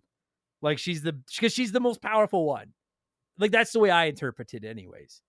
I don't think she's the best character to use, but that is like that's what she does. That makes her cool. Locke is like the badass thief who's like, I think he's one of the cooler characters. I agree. Outside of being able to steal you some good items, he's pretty useless Yeah, like as far every as like time I using was him. stuck with him, I was like, well, fuck, man.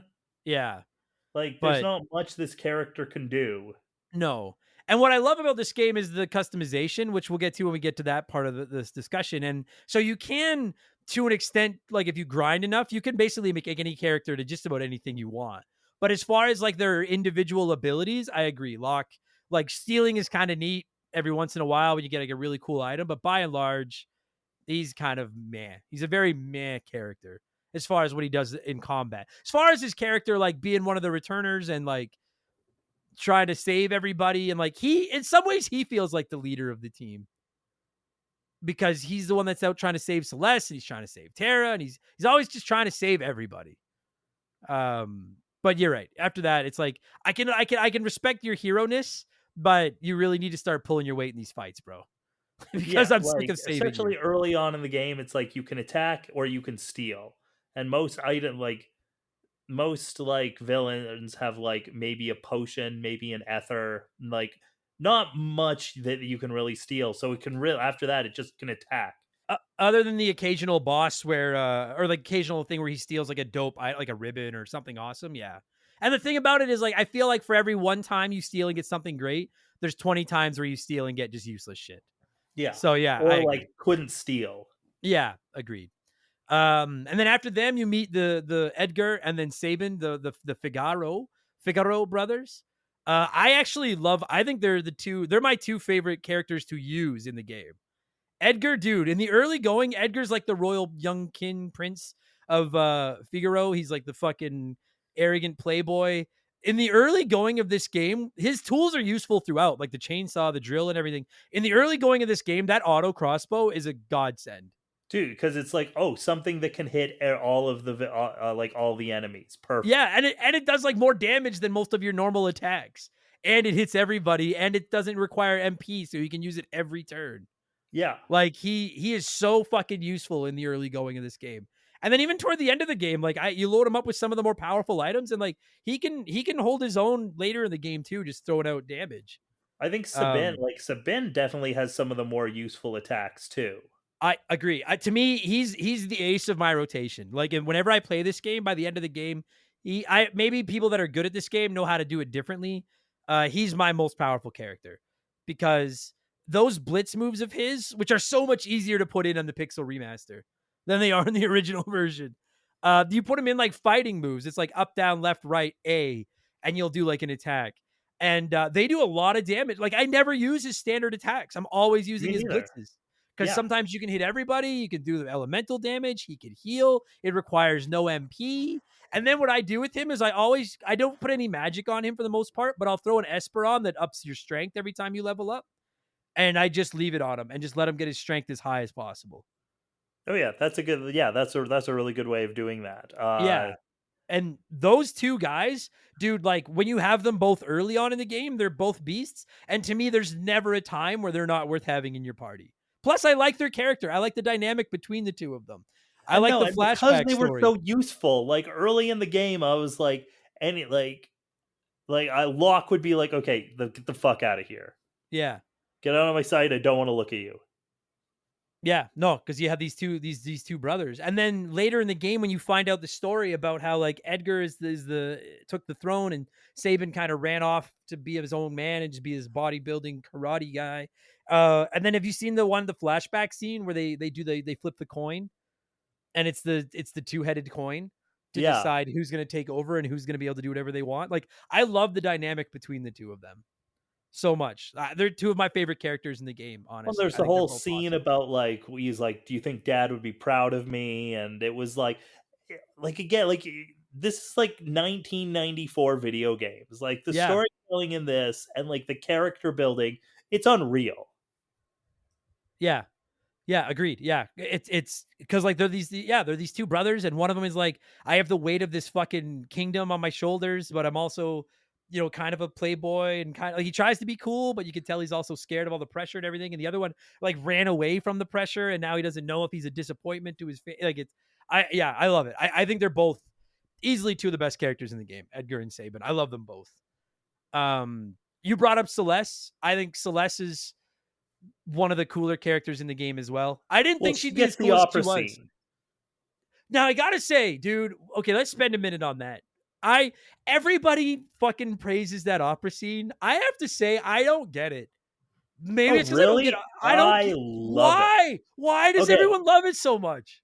I mean, maybe because I like opera, but okay. Now, my question for you: did you play the OG or did you play like the Pixel remaster? This time I've played both, but this time I played the remaster. Same. And for this one, the thing that the cool thing that they changed is like they actually added lyrics. Yeah.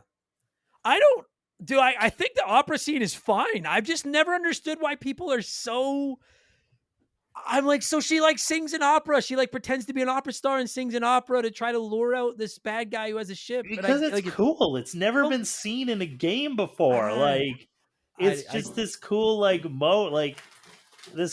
moment. I really enjoy it. so many do. I know I'm in the vast minority. Maybe it's because I don't like songs and Simpsons. Maybe I'm just that guy. I just don't like it. I don't have a problem with it. I think it's a cool scene. You need to memorize your lines and get them right and like nail it. And I like if you've never, I guess I'm assuming everyone that's listening to this has played it or doesn't care about the spoilers. But like Celeste looks a lot like the lead actress in this opera, and you're trying to lure out Setzer, who has a airship, so you can use his airship. And you're And now like, like he'll he come. is a creepy character, right? Yes, Setzer sucks. He Yeah, sucks. like ever since like this is how his character is introduced, like, oh yeah, he's gonna try to like border like he's going to just try to sexually assault this opera star, so we're trying to get in on that. It's like what Yeah, yeah. We'll let you what the take the fuck? Opera Star. Just let us use your car because they just want his airship. I think he sucks. And like as a combat guy, I think he sucks. I think the lotto slot thing he has Yeah, fucking it's sucks. weird and dumb. He Like I sucks. never Yeah, use them if I don't he have to. sucks.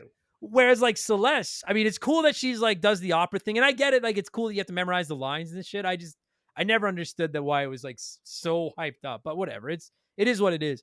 I think Celeste I is don't one of know. the It's a cooler. really cool story moment. And it's like a big story moment that But like why? She's just pretending to be an opera singer to lure out this weirdo. I don't. I'm not saying it's bad. I'm like, my whole life, people have praised the opera scene. And I'm like, why does everybody love this scene? I guess it's because of the effort that was put into it to I creating guess this so. opera scene. Because I remember like watching the opera scene this time, like I kind of got the opera. Like the opera got to me. It was like this story about this, this woman, and it again, like to be like standard opera story. This woman Sure. is like engaged to be married to this prince who she doesn't love, whereas like the man she does love is she's like waiting for him still. And it kind of like made me go like, oh man, that's so sad. Like it kind of got to me. And like you're they have like this amazing music that they've written for it, and there's this amazing setup where you're on a castle and like you can see the moon in the background, and it's I don't know, I just think it's a fantastic part. Like it's the highlight of the game for me. Ah, and you're not in the minority. You are in the like people love that scene. I'm like the fucking bad guy wins, and then we have to start from scratch. And there's this fucking mercenary that works for both the good guys and the bad guys. And then at the end of the game, he decides to help the good guys, but you can't abandon him or he'll fucking die on this thing. And he has a dog. And there's these two brothers that are like estranged and then back together, and one's a king and one's a bodybuilder, but they're awesome and they're like working together now. And there's this fucking old man with a little girl who paints that might or might not, but probably is the daughter of the fucking mercenary guy with the. I don't like. There's so many great things, and everyone just gets excited about this fucking opera that I never get right because I always forget the word. You know how I got it right this time? I took pictures on my phone of what the words were so I could remember them in the opera because I can't learn my lines and I just don't fucking.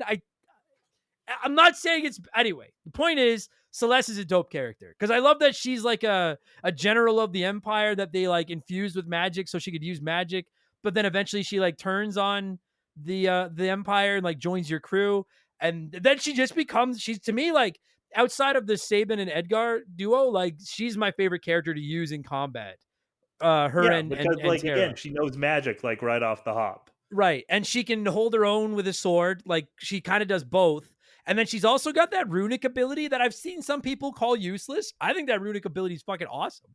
She can like, if you use runic, she doesn't do anything else. But if the enemy uses an attack spell, she just absorbs it and you don't take any damage. It's I fucking mean, I awesome. guess that's cool, but like also you could have just used cure during that move. Yeah, but like she's over there just absorbing there's 2 or 3 fights, like some tough fights in this game where if I have her and she can use runic and I get runic off in time that she's using it properly, I'm like, I don't even have to cure because the enemy's not even going to touch me because Celeste has got defense. The rest of us can I'll just be go to. honest, every time I used runic was by accident. I loved it. I love runic. It seems to be divisive. Some people love it and some hate it. I loved it. But either I think the point at the end of the day, whether you because you like her as an opera singer or her abilities, everybody can agree that Celeste is one of the better characters in the game. She's Yes. awesome. Yeah, Celeste is dope. Cyan, I think is how you say it. He's like the old Now he samurai. was one of my favorite party members, not just for like his tragic story, but like dude fucks shit up. Yeah, like so when you get him, yeah, like his tragic story is he's at that castle that Kefka poisons the water in, and his wife and kid get killed, and everybody else there dies too. And I love his interactions with, like, especially with Gao, but then like the way he's like so polite to everybody, and he's like so out of touch with everybody. In the early going, I find him very useful as just like an attacker. Later in the game, the only problem I had with him later in the game was that the only way I really found him useful was his ability, that Bushida ability, where you had to like charge up his big attacks. And I just found they took a long time to get built up to, like the good ones. But he's definitely I like, like the attack he has where he'll attack everybody like one at a time. yeah, yeah. And He's it'll used. always be random who he attacks, but it is a kind of a good like attack all type attack. The only thing I found with Cyan is toward the end of the game, I find that like, well, I have Sabin and Edgar to do just straight up physical damage, and I've got like 3 or 4 better music or magic users, and I've got Shadow that can throw stuff. And so he's like, when I go into like that final tower, of course he's coming, and I'm leveling him up, but I'm slotting him in like right around the middle of the pack for that fight against Kefka because he's not one of the guys I need right away type thing. Like, Okay. you know what I mean? But he's like, to me, he's like just above the top half of the usable characters in fight. But I think he's one of the nicer. He just seems like such a nice character. Like he just seems like a nice guy. Like I He's like like him. such a pleasant fellow. I would have Yeah. tea with him. Yes, he just seems like a pleasant fellow. Dude, in the Dark World, when he's like sending letters and shit to that girl, pretending to be somebody else just to make her feel Through like better. the carrier pigeons. Yeah, I like it. I thought that was nice. I like him. He's nice. And he's got a great Yeah. mustache. Great mustache. Shadow, we already mentioned. I think Shadow is he's like an assassin. He's a mercenary. I love that sometimes he works with you, sometimes he actually works with the Empire. I think he's fucking awesome. I think he's fairly useful in combat because he evades a lot, and I love his throw ability. You stock up on like ninja stars and those scrolls and shit. He can do a lot of damage, man, in those fights. I just think he's like the coolest character. He's got his own fucking music. Like he's the coolest character. I think, anyways. I Yeah, like him. he's a cool character. And it's almost a Gao meme I when it, don't like. Gao is a character I was never huge on. no. Sorry, just before we move on, I just wanted to say a meme in Final Fantasy VI is don't forget Shadow. I think it's such an awesome but frustrating thing that you have him up there on that floating island, and if you don't wait till the last couple of seconds to leave, you leave him behind and you can't use him anymore. Like, I think Oh, that's so cool, but it's also so frustrating if you don't oh shit, know. really? Yeah. I didn't Why know did you that. leave him? Did you leave him? No. No, you brought him with you. No, I brought him with me, Okay. absolutely. I didn't know Yeah, that, like, if you left him there, you couldn't get him again. if you bail on the island without him getting onto the boat, he's gone. You don't get him back. Oh, fuck. Yeah, it's crazy. But I think that's so cool, albeit frustrating because he's a cool character to lose. But that's it. Yeah, Gao. I don't know, dude. I think Gao's like a neat story that he's like this little kid that was abandoned by his family and lives out in the field, like learning attacks from enemies. But I've never liked the blue mages in games, the ones that learn their abilities from the other, from the enemies. And Gao's no different. I have no patience for him. I never use him. No, and, like, it's always so random whatever he chooses to do. Like, you can't really strategize with him because it's Yeah. just like, okay, well, he's just gonna do random attacks from this enemy. Yeah. Well, what I find frustrating with them too is when you're in combat, unless there's something I don't know, I don't know how to see what his abilities do. Like, No, so me like when you go neither. to right, so you pick one of his attacks, but I'm like, I don't know what this attack does. And then if I pick the wrong one, now it's he could be fucking me over and helping the enemy for the rest of the battle. Like I've read that like if you really put time into using him and everything, he could become OP as fuck. I will never have the patience to learn how to use him properly. No, life's too Never. short to No. learn how to use Gao. But I think he's got a cool story of like being the abandoned kid and everything. Yeah, I love abandoned his kid roaming the plane, being friends with monsters and stuff. Yeah, sure. yeah. And I love watching him interact with Cyan and how much he drives him crazy sometimes. He's a fun character. I just wish that he wasn't so hard to use. Yes, That's exactly. all. Yeah. Setzer, the gambler, we already got into. He fucking sucks. I don't like him. He sucks. He's creepy. Yeah. He's got the flying ship, which is nice, but like other than that, there's Yeah. no real point to him in the story. No, you're just using him for his car, his Yeah. flying boat, his flying boat. Yeah, he's the Kaneki of the story. Yeah. Strago, the like old man. I like him as a character. I think he's neat. He's like Realm's grandpa, I think, or she calls him grandpa anyway. I don't know if he actually is grandpa or not, but that's like how she like refers to him. I think he's like I think she does, doesn't she? Does she call him grandpa? I think so. Yeah. Or He's like, Gramps or something yeah, along yeah. those lines. He's like, I also got the impression that was her grandpa. right. Which like I don't know because like, and again, I'm not like the one thing that makes me nervous about covering this game is anything we get wrong, I'm going to hear about 400 times. So just if I get some lore wrong, you can write in if you can tell me. But like, I'm also like just know that like I'm not like I need to know. I don't. They're minor. I don't care. Like you can tell me. I'm not trying to be rude. I'm not trying to be rude. But it's just like it's because I get it because I'm passionate about stuff too. I get it.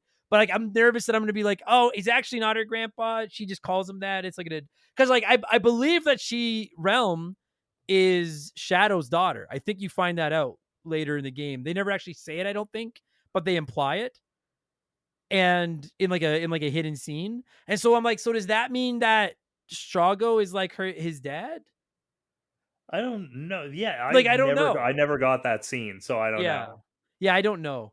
But anyways, like the point is Strago, like he should be like the old mage, and he's got those like lore abilities or whatever that you can use like certain magic and stuff. But I find him like Gao. I just find him I don't use him very much. I find him very frustrating to use.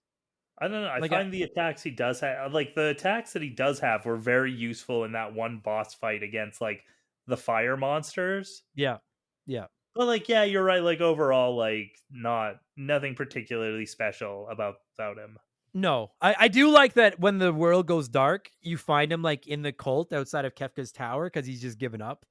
I thought that was very cool. Like, I thought that was a nice touch. But other than that, yeah, I don't find him that useful. And then Realm, the little girl, his granddaughter or whatever.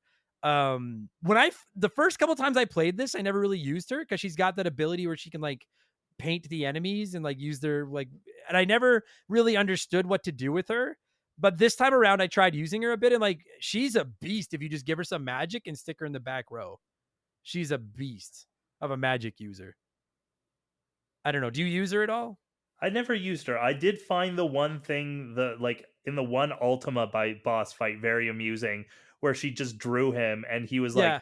"Oh my god, is that what I look like?"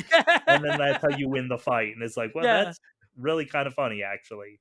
Quick shout out to Ultros, that Uh, purple squid or that yeah, keeps popping Ultros. up. Sorry, Yeah. yes, He's fucking funny, man.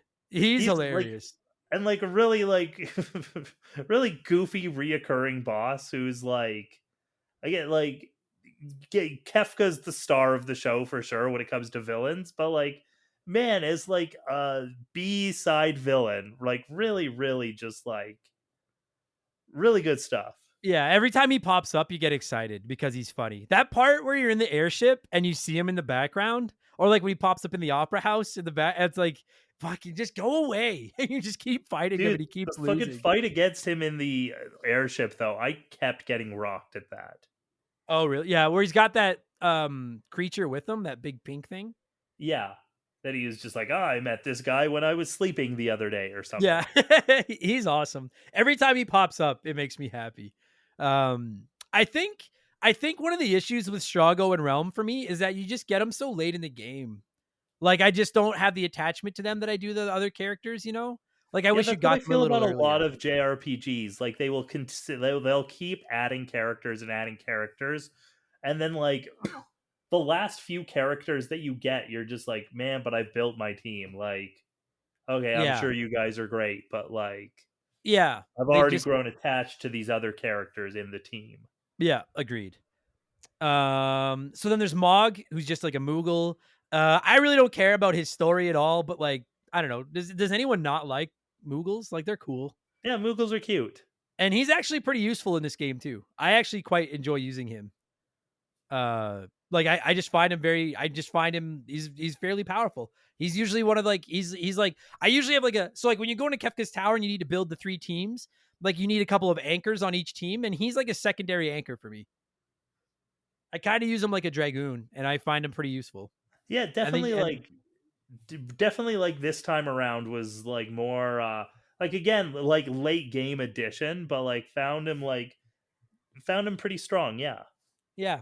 And then You there's know what? And I Go-Go do like the Yeti. For all of the shit you're talking, I like the Yeti. Umaro, the stupid Yeti. I think so. There's 2 characters that are optional. He's one, and he's useless. Like when you put him in fights, he just kind of does his. Apparently, he's super strong, but I never use him. The only time I ever use him is in the Coliseum because he's so powerful and he doesn't have a bunch of other moves to fuck everything up with. But I just find him. I don't like him. Like, do you use him? I mean, I did at the end. Ugh. Like, was Ah. never like in the main team, but like at the end of the game was like useful to have him. I never bring him, and I never bring Go-Go. Those are Now, always the like, 2 I actually, leave I behind. didn't get Go-Go. What is Go-Go's deal? He's like he mimics. So you can like play with them, and like actually he can get powerful if you fuck around with him enough, because you can basically give him like other people's abilities and kind of make him whatever you want him to be. Well, that's the But same as Gao, though. Like, no. But like Go-Go uses like your abilities. Gao oh, learns okay. them like from the bad Okay, that guys. makes sense. Yeah, but I just to me he's got like no story. He's a stupid character. I don't like his It's kind of name. like if we're talking like a Pokemon comparison, it's like Ditto, and it's like, what's the point of this character? Like, Yeah. it sounds useful on paper, but if you think about it, it's a really fucking stupid character because if you throw out a Ditto against, say, like a Charizard or something, You need one turn to turn Ditto into a Charizard, and then even then, like, you're one turn behind and you're fighting Charizard against Charizard.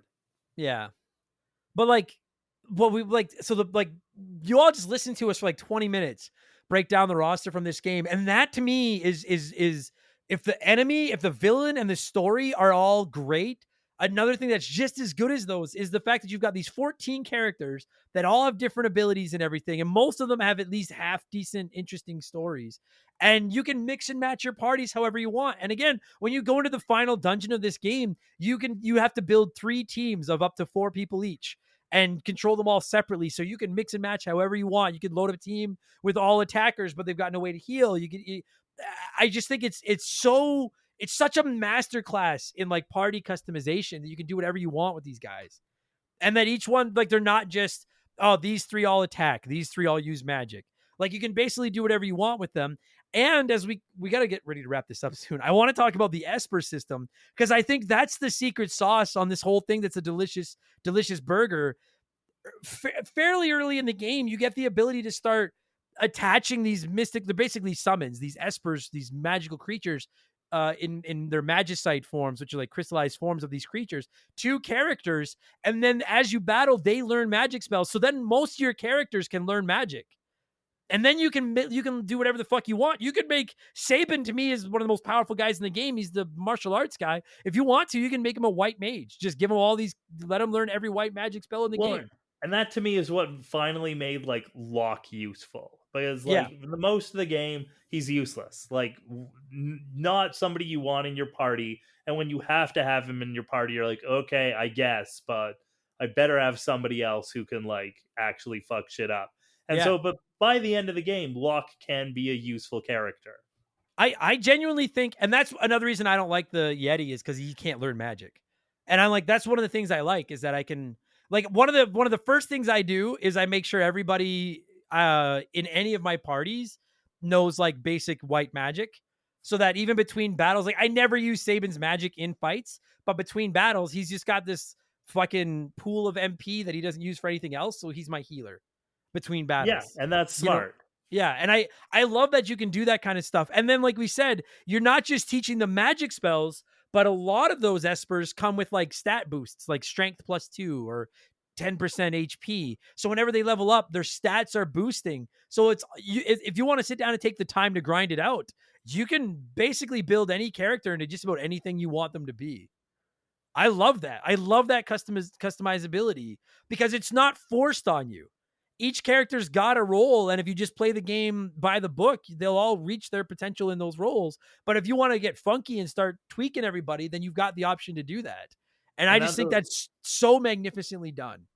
And the one thing I also really do like about this game is you don't have to like, there's a little bit of grinding you have to do here and there, but it's not a lot. Like, the game kind of does level up with you.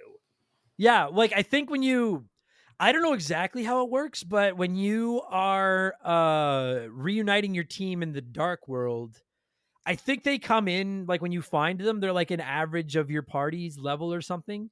So like, I didn't often find myself with a bunch of people like, because again, that's what stresses me out when I have a big party, a big group of people, is I don't know who to use and who to level up and shit. Nobody feels horribly left behind in this game. Yes, by levels and stuff. So you don't. Because it is like that, where it does like level it up for you a little bit as well. Because again, like, first half of this game, I didn't use Locke if I didn't have to. Sure. And so that time jump actually like helps significantly. Yeah. No, I just think I have so many nice things to say about it. The storytelling is great. The characters are great. The customizability of all the characters is great. All their different abilities is awesome. I love that there's like secret stuff. Like, there's the quest where you can go and fight the dragons in the dark world and go find all of them if you want. There's the Colosseum. The more you explore, the more backstory you find out about these characters. It's just such a fucking well-made video game. Have you got any, before we kind of get ready? Oh, and the soundtrack slaps. Like, I don't know how else to say. Great, yes. Yeah, soundtrack is especially really the good. opera scene. Oh fuck. Shadow's theme, damn it. Is there anything you don't like that we haven't covered? Random encounters. That's the one thing that I thought Chrono Trigger came along and like kind of fixed, that was still present in this game is like it makes I found like especially when you're like exploring a place like Zozo, like it makes exploration difficult if you know that like every random step you can be attacked Yeah. without warning. Zozo's my least favorite part of the game. I hate that Zozo's fucking place. the place where I've given up on a few runs of this game. Yeah, it's like as soon as I go into that town, I'm like, this is my least favorite part of this game every fucking Yeah. time. And like in Final Fantasy IV, I hate the temple where you can't use metal weapons. And in Final Fantasy VI, to me, that temple is Zozo. Fucking hate it. So I'll give you that. The random encounters I don't like, but I didn't find them as overbearing in this game as I have in some other ones. But I still, and I think it's just because I like the way that all my, like, I never feel like a battle is a waste of time because at least I'm like, oh, I might learn some new magic or, Yeah, or maybe save it. build a level or whatever, yeah. But I agree though, like just generally like random encounters irritate me very much. So I agree with that. Like I won't not get a point for it or anything, but if I had my way, there would be no random encounters. Yeah, exactly. Other than that though, dude, like I really don't have anything else to complain about. I just think this is a insanely well made video game. Like it's just very like I really think fucking that good. my biggest complaint is the random encounters, which I think you don't see much in games anymore. No. Because it's annoying. But like, yeah, overall, like the story is a 10, the characters are a 10, like the gameplay is fantastically fun. Like it is the best Final Fantasy game. It's very hard to argue against it. Like I'll hear arguments. I think there are a couple, but like I can't see anybody being like, no, that's how the fuck could you say that's the best? I'm like, it's one of the best RPGs ever made. It's one of the best Final Fantasies. It's one of the best Super Nintendo games. It has no major flaws. It's just, and I'm sure we've missed some stuff. I'm sure I'll get messages being like, you guys forgot that you can escape the dungeon without using the wizard's key or whatever the fuck the line is. But it's just a great. I'm out of stuff. I'm done. I'm just gushing. It's just a fucking. If by some fluke you listen to this episode and you haven't played it, please play it. Like the only reason to me not to is if you despise JRPGs. But if you're a JRPG fan, like especially if you love games like Earthbound or Chrono Trigger, this is a must play. Yeah, I can't even imagine to me it's if you are a JRPG fan, that'd be like I'm a platforming fan. I've never played Super Mario World. Exactly. Like this is an essential play for a JRPG fan. Essential play. We got to score it, Mark. Darth had recommended a score of 14 as there were 14 playable characters. Okay. So out of 14, what are you going to give Final Fantasy VI? I'll give it 12. Knock off 2 for the random encounters. That's fair. I'm bit conflicted. I'm like, I've been honestly trying to decide, like, can I give it a perfect score? I don't think I can, but I don't think it really does anything wrong. I'm going to give it 13. Like, I just think it's great. I really have no major qualms. I had so much fun replaying. I think this recent playthrough I just did was the most fun I've ever had playing it. Yeah, like, me too, especially with this pixel remaster. Yeah, and it's such a great game, portable, and it's just such a great game. I would love to see this game done in the Final Fantasy VII remake style. Oh my god, like, yeah, absolutely. I don't think we'll get it, but God, that would make me happy. Oh, me too. God. Anyway, good shit. That was fun, man. That hour like flew by. I know we were kind of all over the map. I hope that we stayed at least semi on point for all of you, and I hope you all enjoyed this episode as much as I did. Mark, I hope you enjoyed this as much as I did. I did, yeah. And buddy, welcome back to Remember the Game. Good to have you on the OG show again. Yeah. You're still not in the hall though. You're still banned. One day. No. Mario's Missing fucked you forever, sir. I don't give a fuck how good your soundtrack is. You can go listen to opera and play Mario's Missing then, you son of a bitch. Good shit. Buddy, thanks for doing this. And I guess I'll talk to you in a couple of days when we record our next Purple Monkey Dishwasher. Yeah, I'll talk to you soon, Adam. Boom.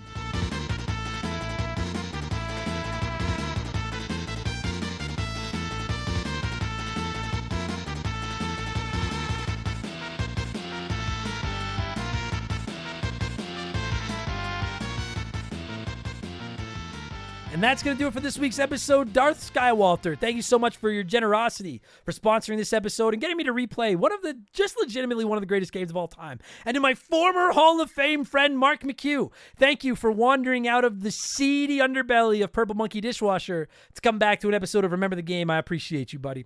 And most importantly, I guess, thank you to all of you for listening to this stupid show, because whether this was your first time at Remember the Game or your 262nd, I sure appreciate the support more than you could ever imagine. And if you didn't hate it, maybe leave us a good review somewhere, would you? I don't know what they accomplished, but all the good shows ask for them, so I'm going to ask for them too. And when I'm feeling blue, I read the reviews, and the good ones make me feel better, and I pleasure myself to the bad ones, because I love haters' tears. But I prefer a good review. Just for the record, I have lots of things to pleasure myself to. I prefer the good review. If you want more of these, patreon.com/rememberthegame. There's I think it's close to 500 bonus podcasts waiting for you. And we drop 4 new episodes a week, all ad-free. Fucking awesome. And like I said, you can finally get them on Spotify. On Spotify, if you look for Remember the Game Patreon feed, you should be able to find it on there. You can go through the entire catalog, see what you're missing. I am going to get that link up on rememberthegamepodcast.com in the next couple of days too, so you can find it there if you want to. I sure would appreciate the support. Subscriptions start at $3 a month to get all the perks, blah, blah, blah, blah, blah. I'm on Twitch whenever you want to come by and see me, whenever I want to get on there and see you. Twitch.tv/rememberthegame. And I have a P.O. box. You can find it at rememberthegamepodcast.com. Shoot me a letter. Let me know where you're listening. I'll send you one back. We will be friends. And while you're at rememberthegamepodcast.com, don't forget to check out our merch, because we're running a summer sale that's going to go until the end of September now. You can save 20% on all Remember the Game merch, including our 2 new 5th anniversary shirt designs. Rememberthegamepodcast.com. Is that everything I want to plug, Molly? Yeah, I think that's it. I'll be back tomorrow with Expansion Pass 176, Game Patch on Friday, and then next week, a whole nother slab of these stupid podcasts, including Remember the Game 263, which, assuming everything works out, will be about Silent Hill for the PlayStation 1. Should be a doozy. I was going to like a gooder or a doozy? A goozy. Whatever. I'm going to thank some patrons and get out of here. Thanks for listening, everybody. Talk to you on the next one. Cheers. So long. Goodbye. Yeah. Remember the Game is brought to you by our Patreons. I could not puke up all the content I churn out every week without all of your support. The following people are at the senior executive vice president level, and I'd like to take a moment to thank them all, and sincerely and quickly as possible, as I'm contractually obligated to do. And also, you can hear the opera music playing below me. We're trying to get through this whole thing before the opera ends. So a huge thank you to Nation Mellow Magic Money, Joe Buck, Sharonik, Andre, The Keegs, James Clark, Dave McGee, Dan of DNA Gaming, Slick Rick, Doug Dorn, Chris Fleury, Andrew Wright, Jordan, Fraser Burns, Angry Ticks, Dave Thompson, No One Cares, Scott Brooks, Aaron Lawson, Nathan Tremblay, A-Town, Morgan, Zane Donovan, Ryan Kinchin, Mike Maloney, G9PSX, Mercury 869, Wolfgang, Darren, Andy Hudson, Doogie, Wolf Magic 21, Johnny from Virginia, Squints, Titan 420, Zonko 504, Jeff Bergeron, Captain N, Daniel Tootable Power, John Woodruff, Sir Francis Cake, Just a Fish, Trevor Leahy, Denzalo Holmes, Zach Shepard, Ballsack Teabagger, Chris Dick and Frosty F492, Triple Chugger 22, Elijah Burns, It's that nerd James, Ray Sam Wantanga, Nova Crane, DBXJ, Jameer Williams, Steve Dalk, Mizuru, Juris, Dr. Mario, Phil Lencher, Joe the Sandman, Ruben Elizald, Eric James, Nick Amos, Jake Carter, Thomas Childs, Biddy, Laces Out Dan, Beaver Boy C-Spin, Thomas Smith, Nicola, Leroy Westrich, Evolva, Sean Ramos, Stud Still Smash, Matt Babanud, Gabe, Dan Fusselman, Fuzzy99, Decoy Man, a dude named Adam, Wyatt the Surgeon who's not a surgeon, Roblane, the Hoagie Man, Scary Terry, Storm Beagle, Antonio Echeverria, Haga Waffle, High Plains Drifter, Esteban Navarro, K-Hatch, Timothy Joe Stone, Chris Williams, Oroku Saki's Gardener, Scrub Tech 84, Nicole Aldena, Cody Richardson, General Fury, Them Boys on the Roof, Max Lagroom, James Juan Francesco, John of the Adult Children Podcast, Franklin Badge, Jugs of Bed, okay, Sam Carpenter, Donnie the Dude, Walter, Nerdy Hybrid, The Fletchman, Colin Bollinger, Sleeper Hit, Squeak Nuts, Isaias, Timmy the Exuberant, Turtle, Brian Neese, Christian Gabriel, Maverick Marty, Radioactive Man, Musty Beetle, Graham Kennedy, On My Foot, John M. Watkins, Timothy Sabrinsky, Beef Dingleberry, Hitchy Poo, Len, Bulmasim, Chevy Boy 9211, Trevor McKee, Burt Macklin, Quiet Place Queen, Cam Nelly 23, Christopher Britt, Zamatos, Big the Cat, Oh My God It Froze, Bobby Litton, Brandon DeZeba, Kia Puff, Knife Goes In Guts Come Out, AB Killin Works For Me, Dakota Guy, Alexander Camps, Neil Cooper, Tom Houlihan, Ted Explosion, Ryan Perry, Alex R, It's the Bigfoot, Itchy Nutsuru, Mr. Papa Giorgio, Just Car Prank, Solomon Soto,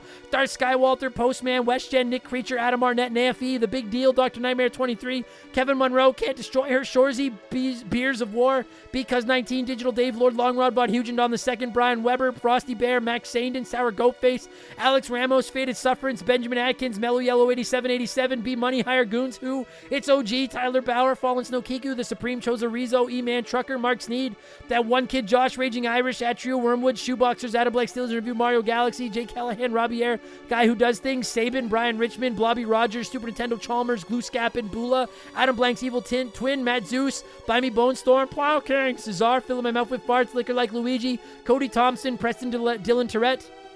Swallow my own spit here. Uncanny, Elephant Calves, Scissor Fist, Big Daddy Randall, Ryan Whitcomb, Flinny123, Austin from the Past to Present Player Podcast, Lord Stay Puffed, Johnny Zubu81, AJ Mukherjee, fuck that one, fucks with me every time. FR Philip Ramsey, Nothing Could Possibly Go Wrong, Alex McIntyre, Bearded Bastard, and Eric Hopewell. I won't know if I made it to the end of the opera or not before I edit this, but it looks like it's going to be close. I hope I did. I should probably just shut up and get out of here. Thanks, everybody. Talk to you in the next one. Cheers.